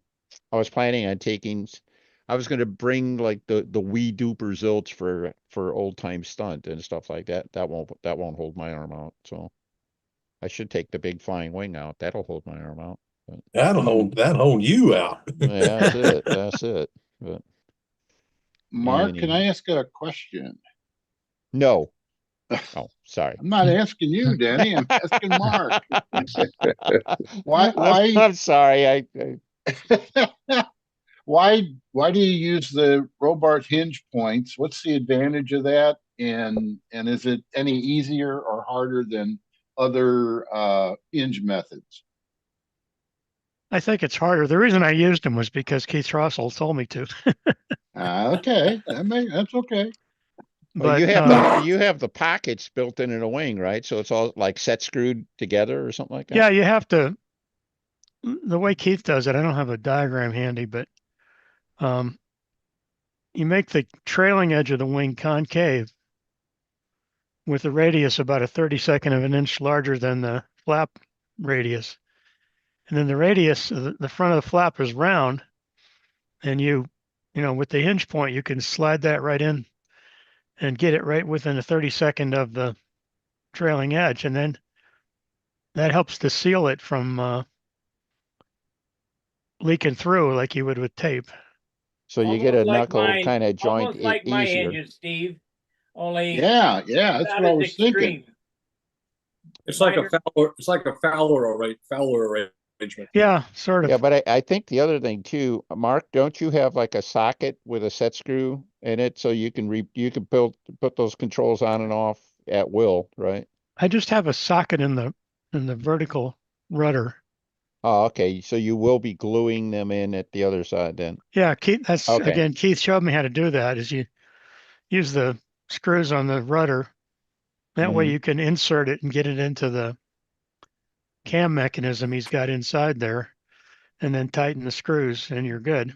And if you need to take it off to put a different cam in it, you can just loosen the screws and slide the rudder back out and switch the cam out.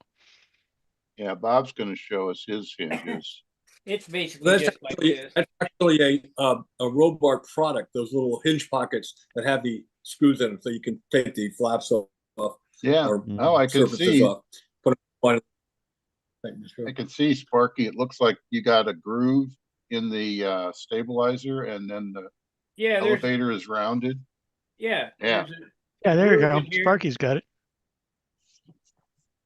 And I use 2 per side. He's using quite a few because more than 2 bind, but You have to use a router to do that. no. Yes, I do. This Mark here? does. Yeah. No, you sand it in there. You're just sanding it in.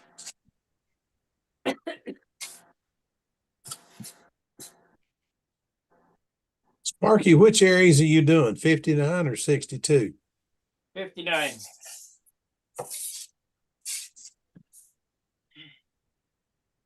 The real one. Yeah. I don't know. After seeing Billy fly the green one, I think it looked pretty real to me. Yeah, I'll bet. That's the 62 Aries. Yeah, that's what I The thought. green one. Yeah.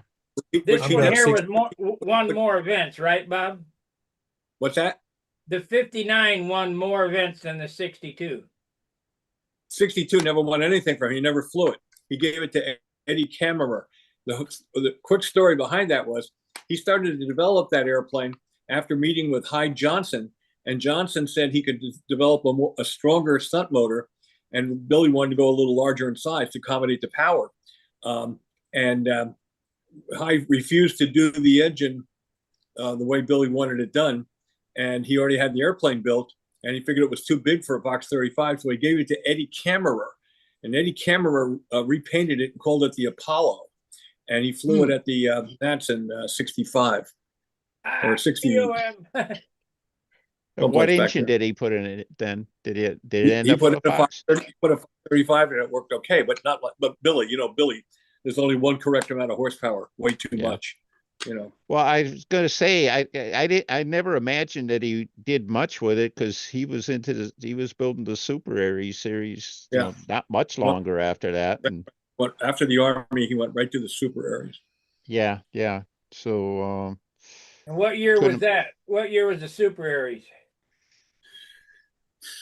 I'm going to pretty say sure I saw him flying them in 64. He flew it in 63. He flew it in 63 out in Los Alamitos. Mm-hmm. So it's classic legal too. Oh yeah. Absolutely. Yeah. Absolutely. Yeah, he had a whole series. He had one in purple called the Vulcan. That was the same Is the series. Juno classic legal? The what? The what? Juno. Juno is not, I don't think. No. That's like a 1979. No, 6. He showed up to the first time he showed up with that brand new was in 77 at the team selection in Fort Gillum, Georgia. That's right, 77. That's right. 77, no less. Yeah.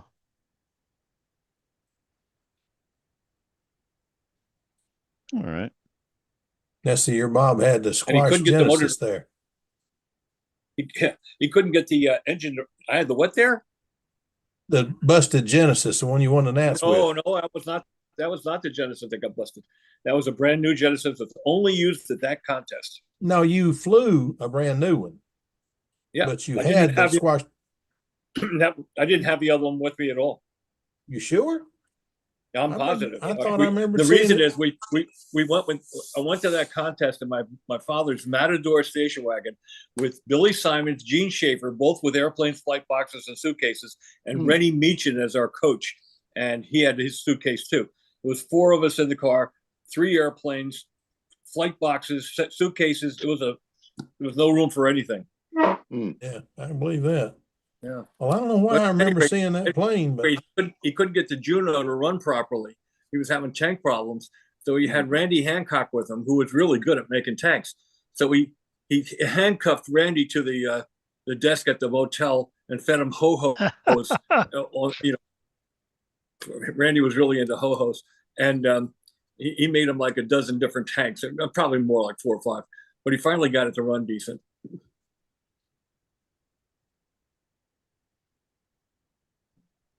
it was a shame. Ended up flying it with a cowl off of it. I thought he was having heating problems. He was on all kinds of. He shouldn't have brought a brand new airplane to a team selection. He admitted that later. That's not a good I did recipe. that too. I had a brand new airplane there too. I was going to say, I seemed like I remember somebody else that brought a lot of brand new airplanes to contests. Yeah, I did.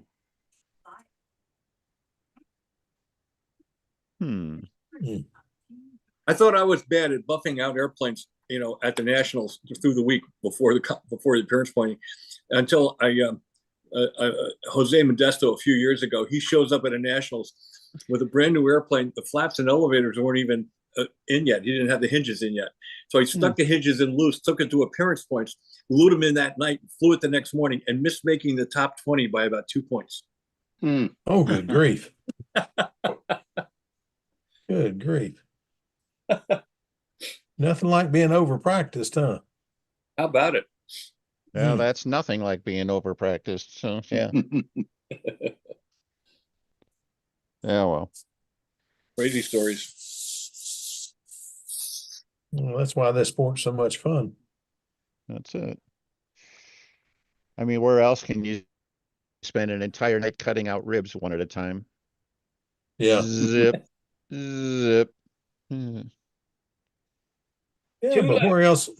What else can you do that you go to the event and everything's been working beautiful for 2 weeks before, and you get to the event and nothing works, and all your competitors are bringing you propellers to try to get this thing to work, and one of them finally gives you one that really works, and then you find out it's a prop that's unobtainium.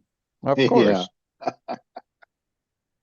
So I got one prop that works on that airplane, and it works everywhere, but I'm so scared I'm gonna ding it. The only time I ever put it on a plane is at a contest. Yeah. Well, then the opposite happens too, Phil. You get that one prop and you put it in a safe place and never use it.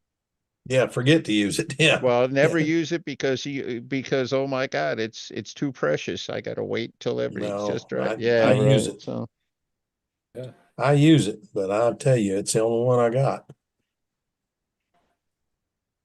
Or I you remember could hide Al it on Rabe showing yourself up. and not be able to find it. No, I'm better arranged than that. I remember Al Rabe showing up at VSC with his Bearcat with I can't remember if it was a PA, but I think it was a Rojet 61 in it. And that thing, oh man, that thing sounded awesome. Rear exhaust engine, and it sounded awesome.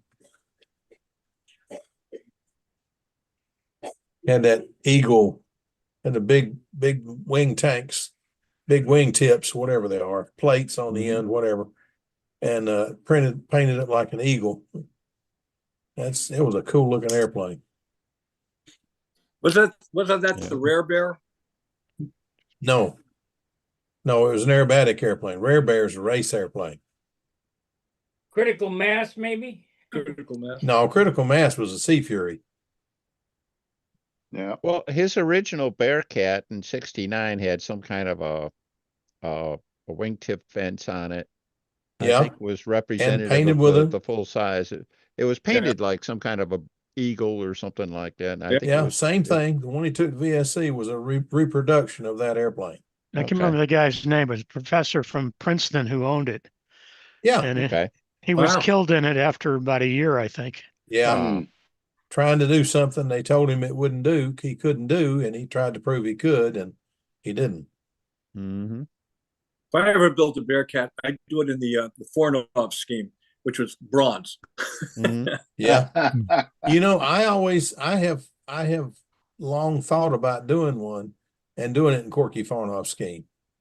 Yeah. And I started to do it, but the one I've got, I'm doing in red, yellow, and blue. The fuselage is blue, the wings are yellow, they got big red stripes. It was a drone airplane. Mm-hmm. They flew it and it guided radio controlled Hellcats and Wildcats that they were going to let the guys shoot down, fly them out to sea, and then let the guys shoot at them from the ship. They used to take a Bearcat and pull a big, it looked like a balloon, but it wasn't. And they let the guys shoot at it. But too many of the Bearcats got shot up. Mm. Nobody would fly them anymore because too many of the pilots got hurt or killed when the idiots shot too far ahead of it, trying to learn deflection shooting. And they'd shoot at the Bearcat and hit it. They got shot down. So they tried this trick with the radio controlled airplane, and the Bearcat would take off and fly over the field, and then they'd take off with that Hellcat, and he'd fly the Hellcat from the Bearcat. That had to be heck, flying a Bearcat and trying to fly a Hellcat. Wow. I don't know how they did that. Yeah, I can't even imagine doing that in a single seat airplane. You know, that should I have been can't a either. I two-seater. kept thinking surely it'd be a 2-seat plane, but no. That's what, if you ever see the Bearcats that are blue fuselage, Right. yellow wing and Yeah, blue yellow stripe, wings. that's what they are. That's what they were. They were drone airplanes. Hmm. But Bill, I just thought there's a question on the chat for you. Okay. Buddy Barbie asks, Philip, are you going to fly in the morning? if I get back from the doctor in time. I've got a doctor's appointment at 9:45, and Tom said y'all are going out at 9 o'clock or 10 o'clock. I've forgotten. If I get back in time, I'll be there, but I don't know what time I'll get out. It's a therapy session. They're trying to work on his left arm, and who knows? I don't. Still not 100% from the crash? No, they've already set a date for surgery, but they're going to try to get it as strong as they can before surgery. 40. I think When's it's March. that going to be? I think it's March the 16th or April 16th. I can't remember. I don't want to remember. If you got a man coming at me with a knife, I don't care if you call him a surgeon or a terrorist. I'm scared. Yeah, I bet. Yeah, favorite lie, minor surgery. Yeah, right. Yeah, right. Last time I had minor surgery, I couldn't use my right hand for 8 weeks. Yeah. I finally got some feeling back in it. The definition of minor surgery is surgery that happens to somebody other than you. Yeah, now you're talking. There you now go. you're talking. That's yeah. right. Yeah. That's it. Yeah, I'm telling you. One of the guys was telling me, says, you need to go fishing with us. You swing a fly rod right-handed. Oh, yeah, I do, but I have to net the fish left-handed, and I can't do it. So Shit. these guys want to go. Why does everybody always want to go fishing when it's 23 degrees? I mean, seriously. Well, up around Michigan, what do we call it? Ice fishing. So Well, Dennis, we are thinking about going back to Alaska to see the Aurora Borealis, the Northern Lights. right. And one of the things that we're going to be able to do while we're there is go ice fishing. All right. I thought, well, it's something I've never done. I mean, I've been out there and watched other people do it, but I've never done it. So it might be interesting. So we're looking into that. I tried ice fishing one time, and I came home with some, and my wife drowned trying to cook it. Oh, Lord. Ice Oh, fishing is real big Man. in Michigan, in northern Michigan. Yeah. And every year, 2 or 3 cars end up at the bottom of a lake. Yep. I have Oh. I have a good friend who lives in UP, Upper Peninsula, Michigan. And his wife's favorite story, we all get together and we're talking and cutting up. And of course, there'd been a few adult beverages consumed. And she walks in and she says, I think I'm going to have his head checked one of these days. He's lost 2 vehicles doing that, driving them out there on the ice. He's lost 2 trucks. And Gene spoke up and he says, I ain't lost a darn thing. I have never lost a vehicle to ice fishing. I know right where both of them are. Yeah. Don't Probably they drag a they're house probably out there on the parallel ice? parked down there. So yeah. They drag a house out there Yeah. on the ice with a hole in it. Yeah. Mhm. Yeah, Yep. they do. They drag they drag it out there on wheels, and then set it down. Or sometimes they're on skids. And they sit and build a fire in the side of the thing. It's not on the ice, but you Mhm. get nice and warm and toasty in there. Now, don't that Yeah. to me that Oh yeah, spells they'll keep the them ice is 60 going to melt. degrees or so. They'll have, Yeah. they'll To me sleep that in them spells and the ice is everything. going to So melt, but they don't look at it that way. I don't Here's know. a story about the rich guy. Rich guy decided he wanted to go ice fishing, so he bought all the best gear you could buy. He bought the thing to cut the hole in the ice. He got all the best gear. And he gets out there on the ice and he's fishing for hours and nothing. So this kid comes along with a little twig stick and starts pulling him out of there, stacking them up like cordwood. And he couldn't figure out what the kid was doing. So he walks over to him. He says, look, he says, I got all the best equipment. You got nothing here and you're catching fish. What am I doing? What are you doing to catch these fish? And the kid goes, he says, what? He said, what? He says, you got to keep the worms warm. Ooh. I don't know. I Who remember gets- I was out ice fishing once, not having any luck and everything like that. And we saw somebody. Maybe we ought to try it. We saw a snowmobile going by. Maybe we ought to try what he's doing. So what's that? He was trolling. He was. Yeah, right. Oh, I'm sorry. Was that the joke? I'm sorry. I didn't mean to mess up your joke. All right. I'm telling I you thought you were being Yourself, all right? serious. So yeah. I thought you were being serious. No. I tell you One what, story I don't deserves know. another. I've done about every kind of fishing you can come up with. I've fished for everything. I've caught salmon, I've caught halibut, I've caught trout, I've caught bass, a lot of bass. It's all fun, but I just no longer, in my earlier days I did, but I no longer find it fun going out there in freezing weather to catch a fish. I lost a friend 2 years ago, was out fishing, practicing for a tournament. And my favorite time to be on the water, and if any of you have ever been around the water much, in the early morning, it looks like mist on the water. Yep. It's beautiful, absolutely beautiful. But he got out there practicing for a tournament and riding through that in a bass boat, and he got out to where he was going to fish. Well, that mist really is mist, as in the boat gets wet. Well, if it's under 30 degrees, it freezes. He went to take a step forward to put his trolling motor in the water and went in the water. Well, he swam like a fish. He jumped right back out of the boat, back into the boat. And people that were there with him said he wasn't in the water 10 seconds, a good 10 seconds.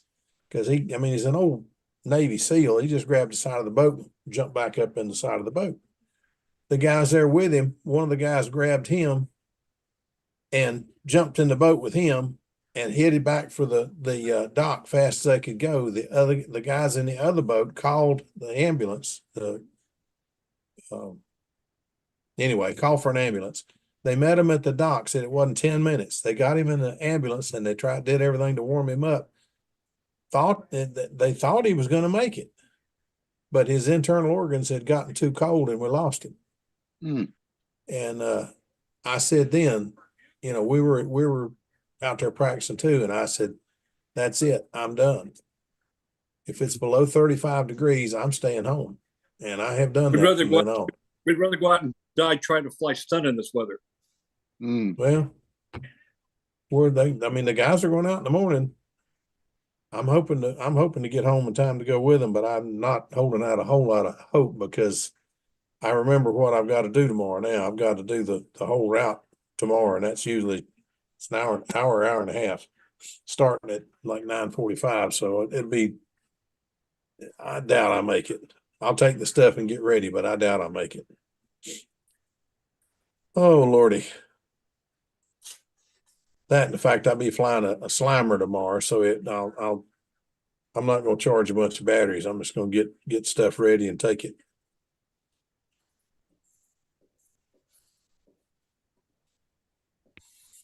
Fly one of my old timers.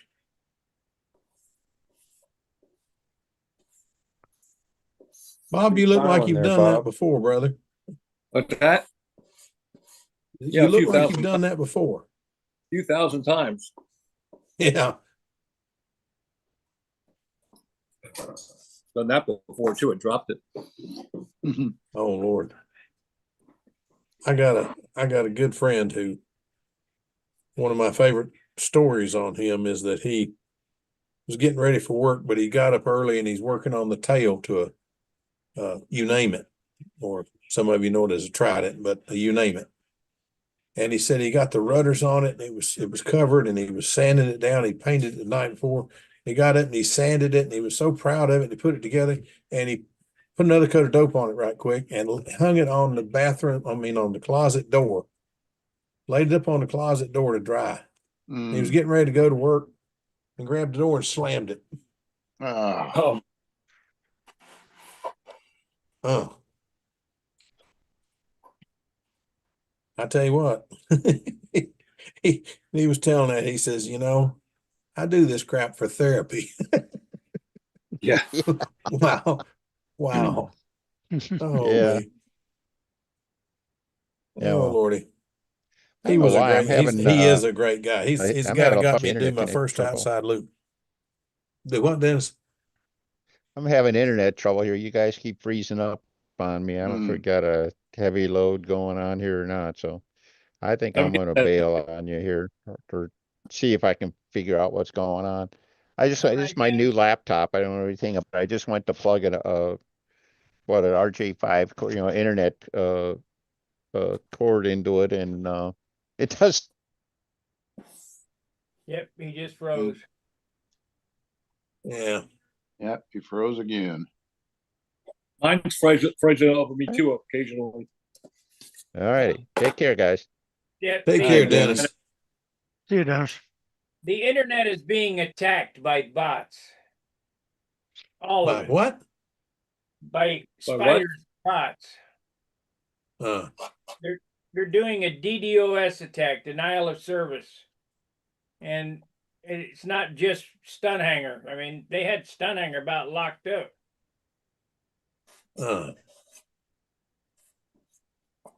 But it's YouTube, it's Google, it's everywhere. Ain't technology wonderful? Oh, it's great. I have a question for you guys. Okay, the go higher ahead. the tech that make this stuff, the easier it is to gum up the works. Yeah. Okay, go ahead, Dave. Yeah, so a few times I've heard about terminating fishing line. And so what I've done is I found some of these stainless steel rounded edge. They're, I don't know exactly how they're made, but there's no seams, there's no cuts them in at all, and they've They're got welded. really smooth edges. Yeah. And they seem to work very well. I just don't like the idea of having just fishing line loop, just raw loop. It's hard to work with. Those loops you're right there is what everybody's using. Oh, is that right? Yeah. Okay, well, I've Yeah. seen people that don't use these at all on the ends. They just loop Well, we all use them line because itself. there's no rubbing. I mean, you take that and put the line through it, Right. then take it over the end of it and pull it down tight. And we've all started calling that a Lenny loop. And there's no wear. There is no wear as long as that's round. There's no wear. I've got a bunch of flights on a set of them, and I look at them every once in a while under a magnifying glass, and I can't see any wear at all yet. So Okay, it good. works. All right. The other thing I wanted to do is show you some picture of Ty Marcusi's airplanes. You know, Yeah. every Sunday afternoon, he and I are building airplanes together. Right now, he's building a Humongous and a Juno. But these pictures I'm about. Now, see, you have to remind me, Sparky, how to show the pictures in Zoom. Gotta open the file up on your computer, Got it. then go down to share. It's a green button at the bottom of Zoom.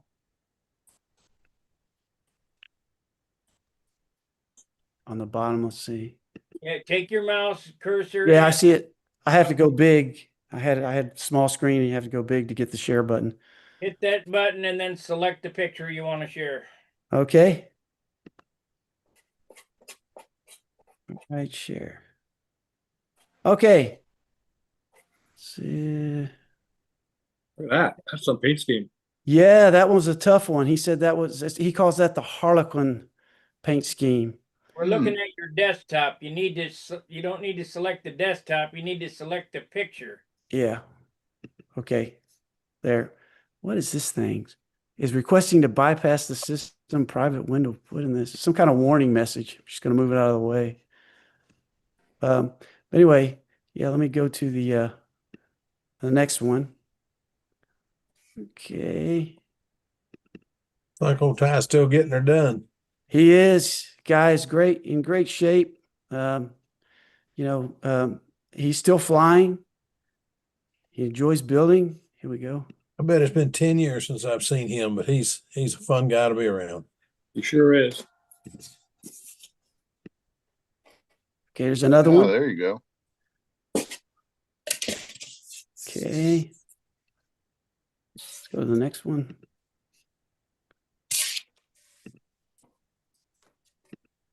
Okay. This is the Junar he's building. Let me share it.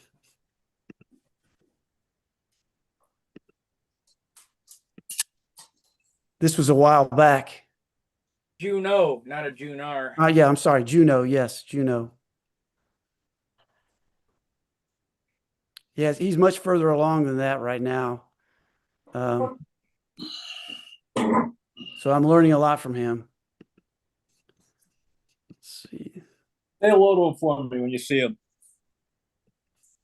Well, I will. He watches. He doesn't join, but he watches these on YouTube.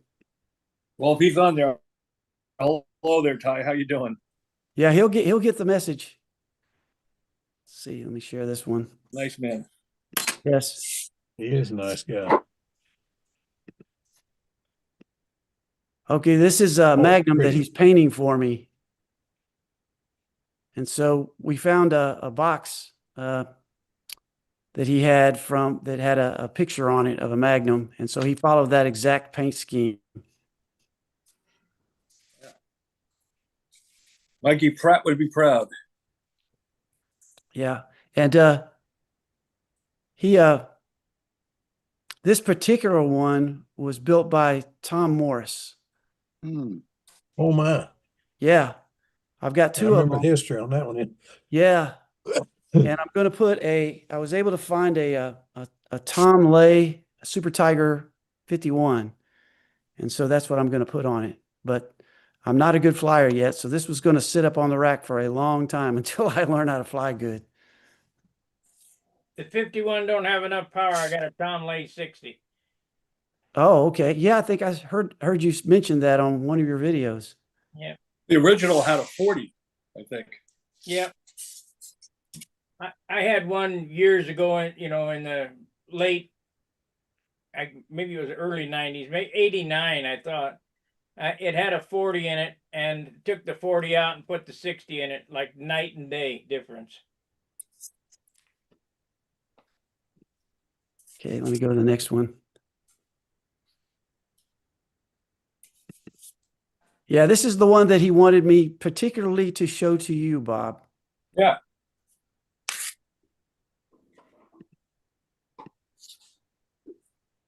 Ah, the crossfire. Yeah. Look at that. He also has a God, I forgot the name of the type of wing build. Missing ghost Lost foam. lost foam. So he has a lost foam kit of yours in a box that I took a picture of, but unfortunately I haven't transferred it over to the computer yet. But it's one of yours, and so he hasn't built that one yet. I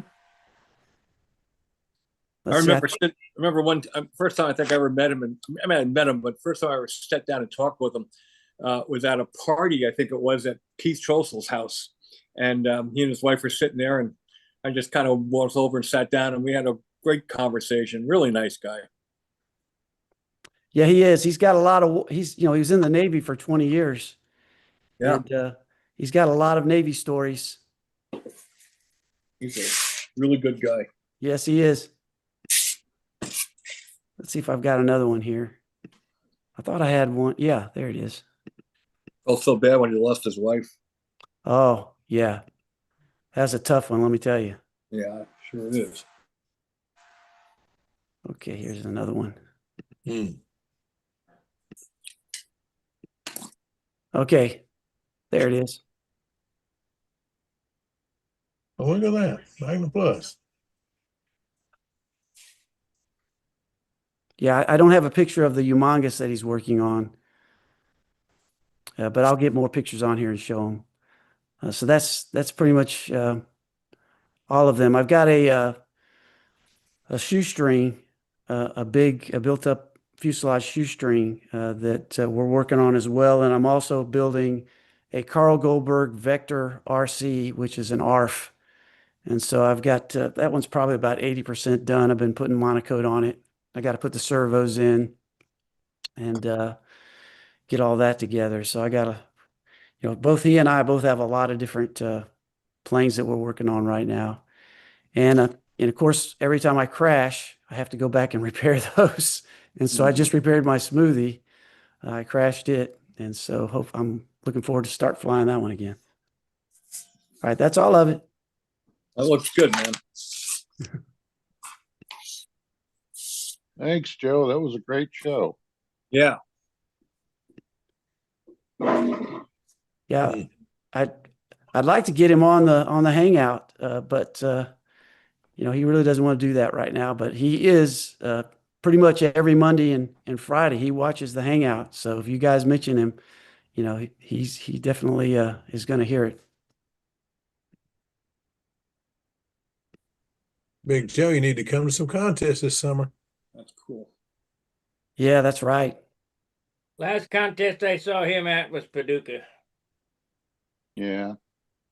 Yeah, I missed Paducah because it was Charlie's last contest.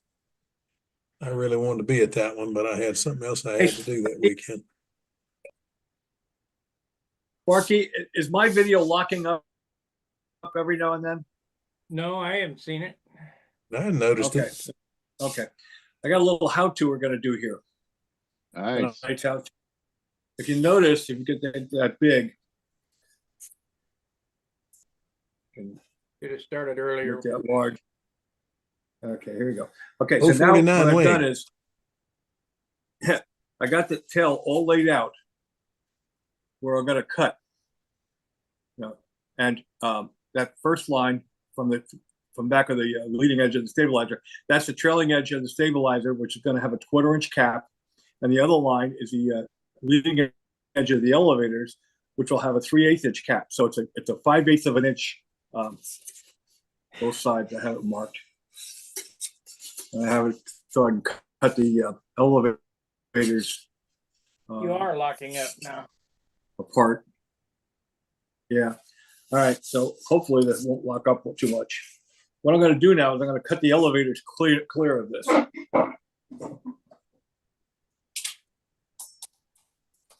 Here's a tip. I'm sure everybody knows this tip, but just in case, if you have a nice straight edge and you don't want it to shift when you're cutting something, get some sticky back sandpaper and put it on the bottom of your straight edge, and then it won't shift on the ball suet.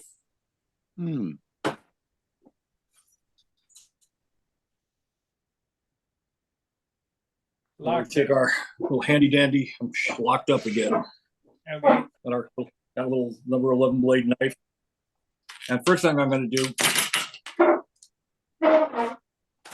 cut through the wingtip, the tail tip.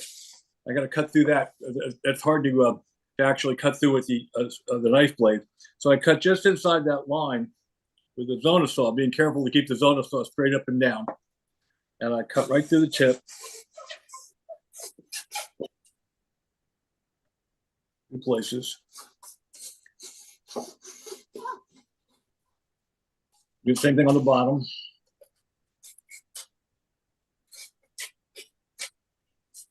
Turn around, do the other side.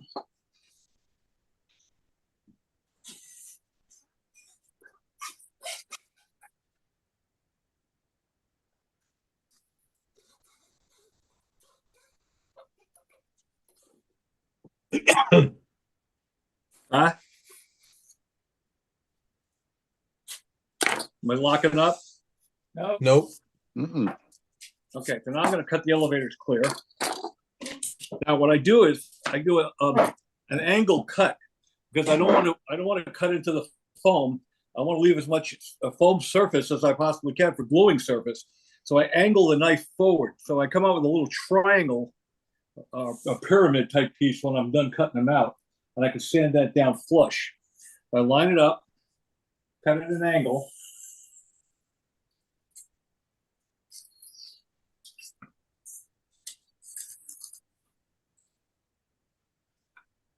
And then turn it over.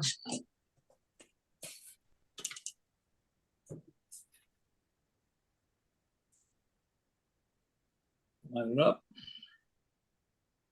Cut at an angle again.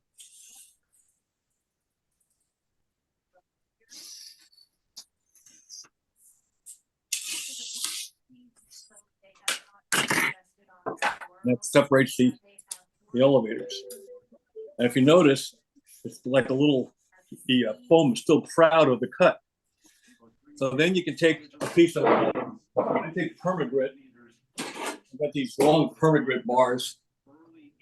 And I can set it on the table. And I can run the elevator back and forth across that.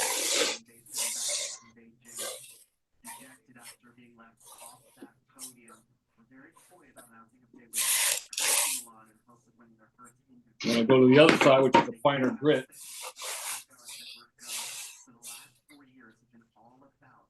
and that gives you a nice flat thing where you have plenty of glue surface. If you cut the knife at the wrong angle, you'll take out this foam, and you won't have as much glue contact. So that's how you cut that part. And you're And then gluing what I that do? on with what, Bob? What's that? What are you gluing that on with? White glue? Yeah, I'm using Titebond 2 to glue the leading edges onto this. Well, what I'm going to do is I'm going to separate these into two pieces. I have them marked. You can see I have them marked right and left, so I don't lose them. And I'll cut that a little inside the line.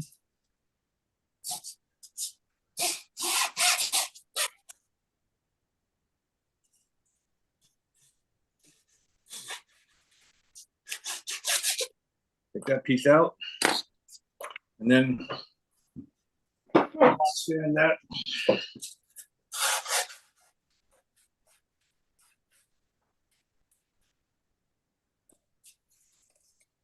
Yeah.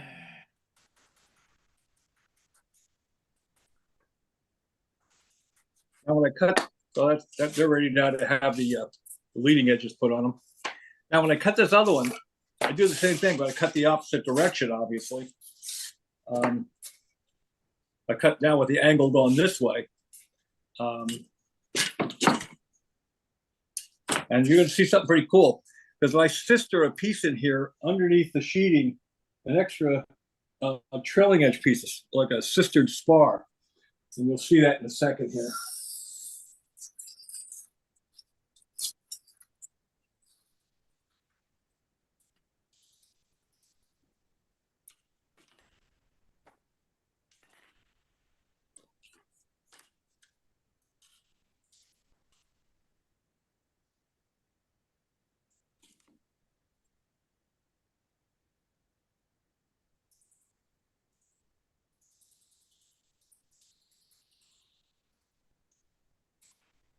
My piece that comes right out.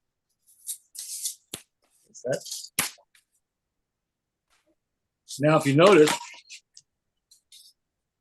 there's a piece in here. Let me sand this first, and it'll be easier to see.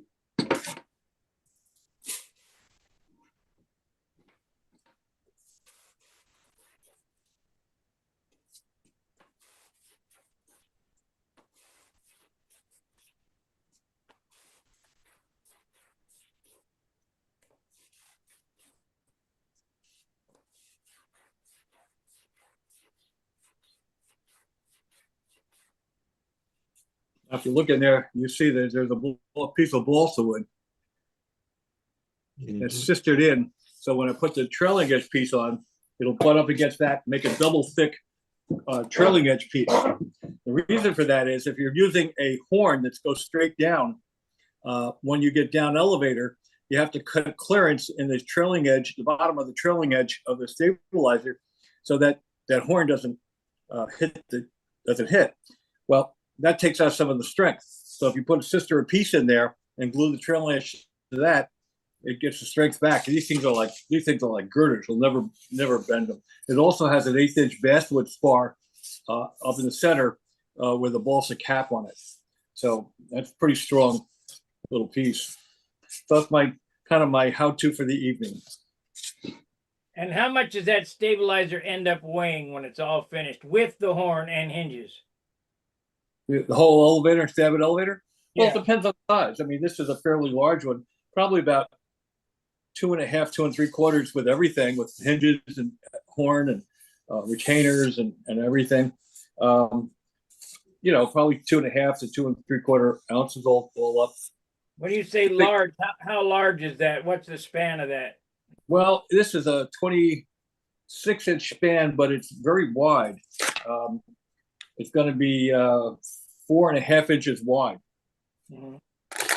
That's a pretty good width stab, And the elevators are pretty. Is the average. So if you're getting 2 3/4, that's pretty damn good.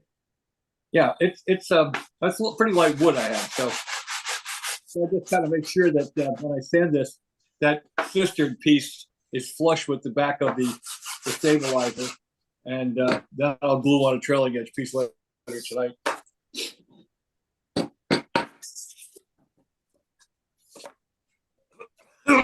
Pardon me. And that's what it looks like when you glue on the trailing edge piece.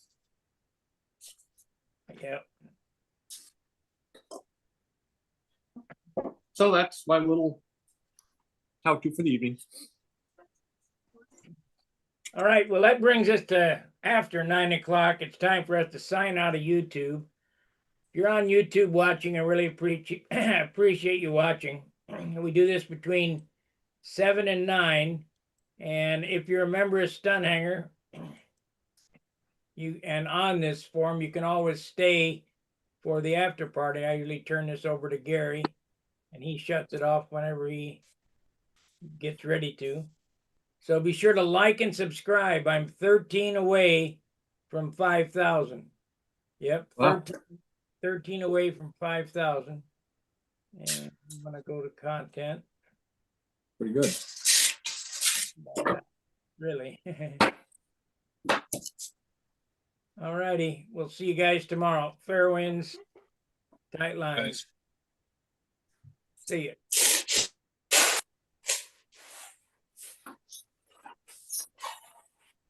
All right, we're off of YouTube.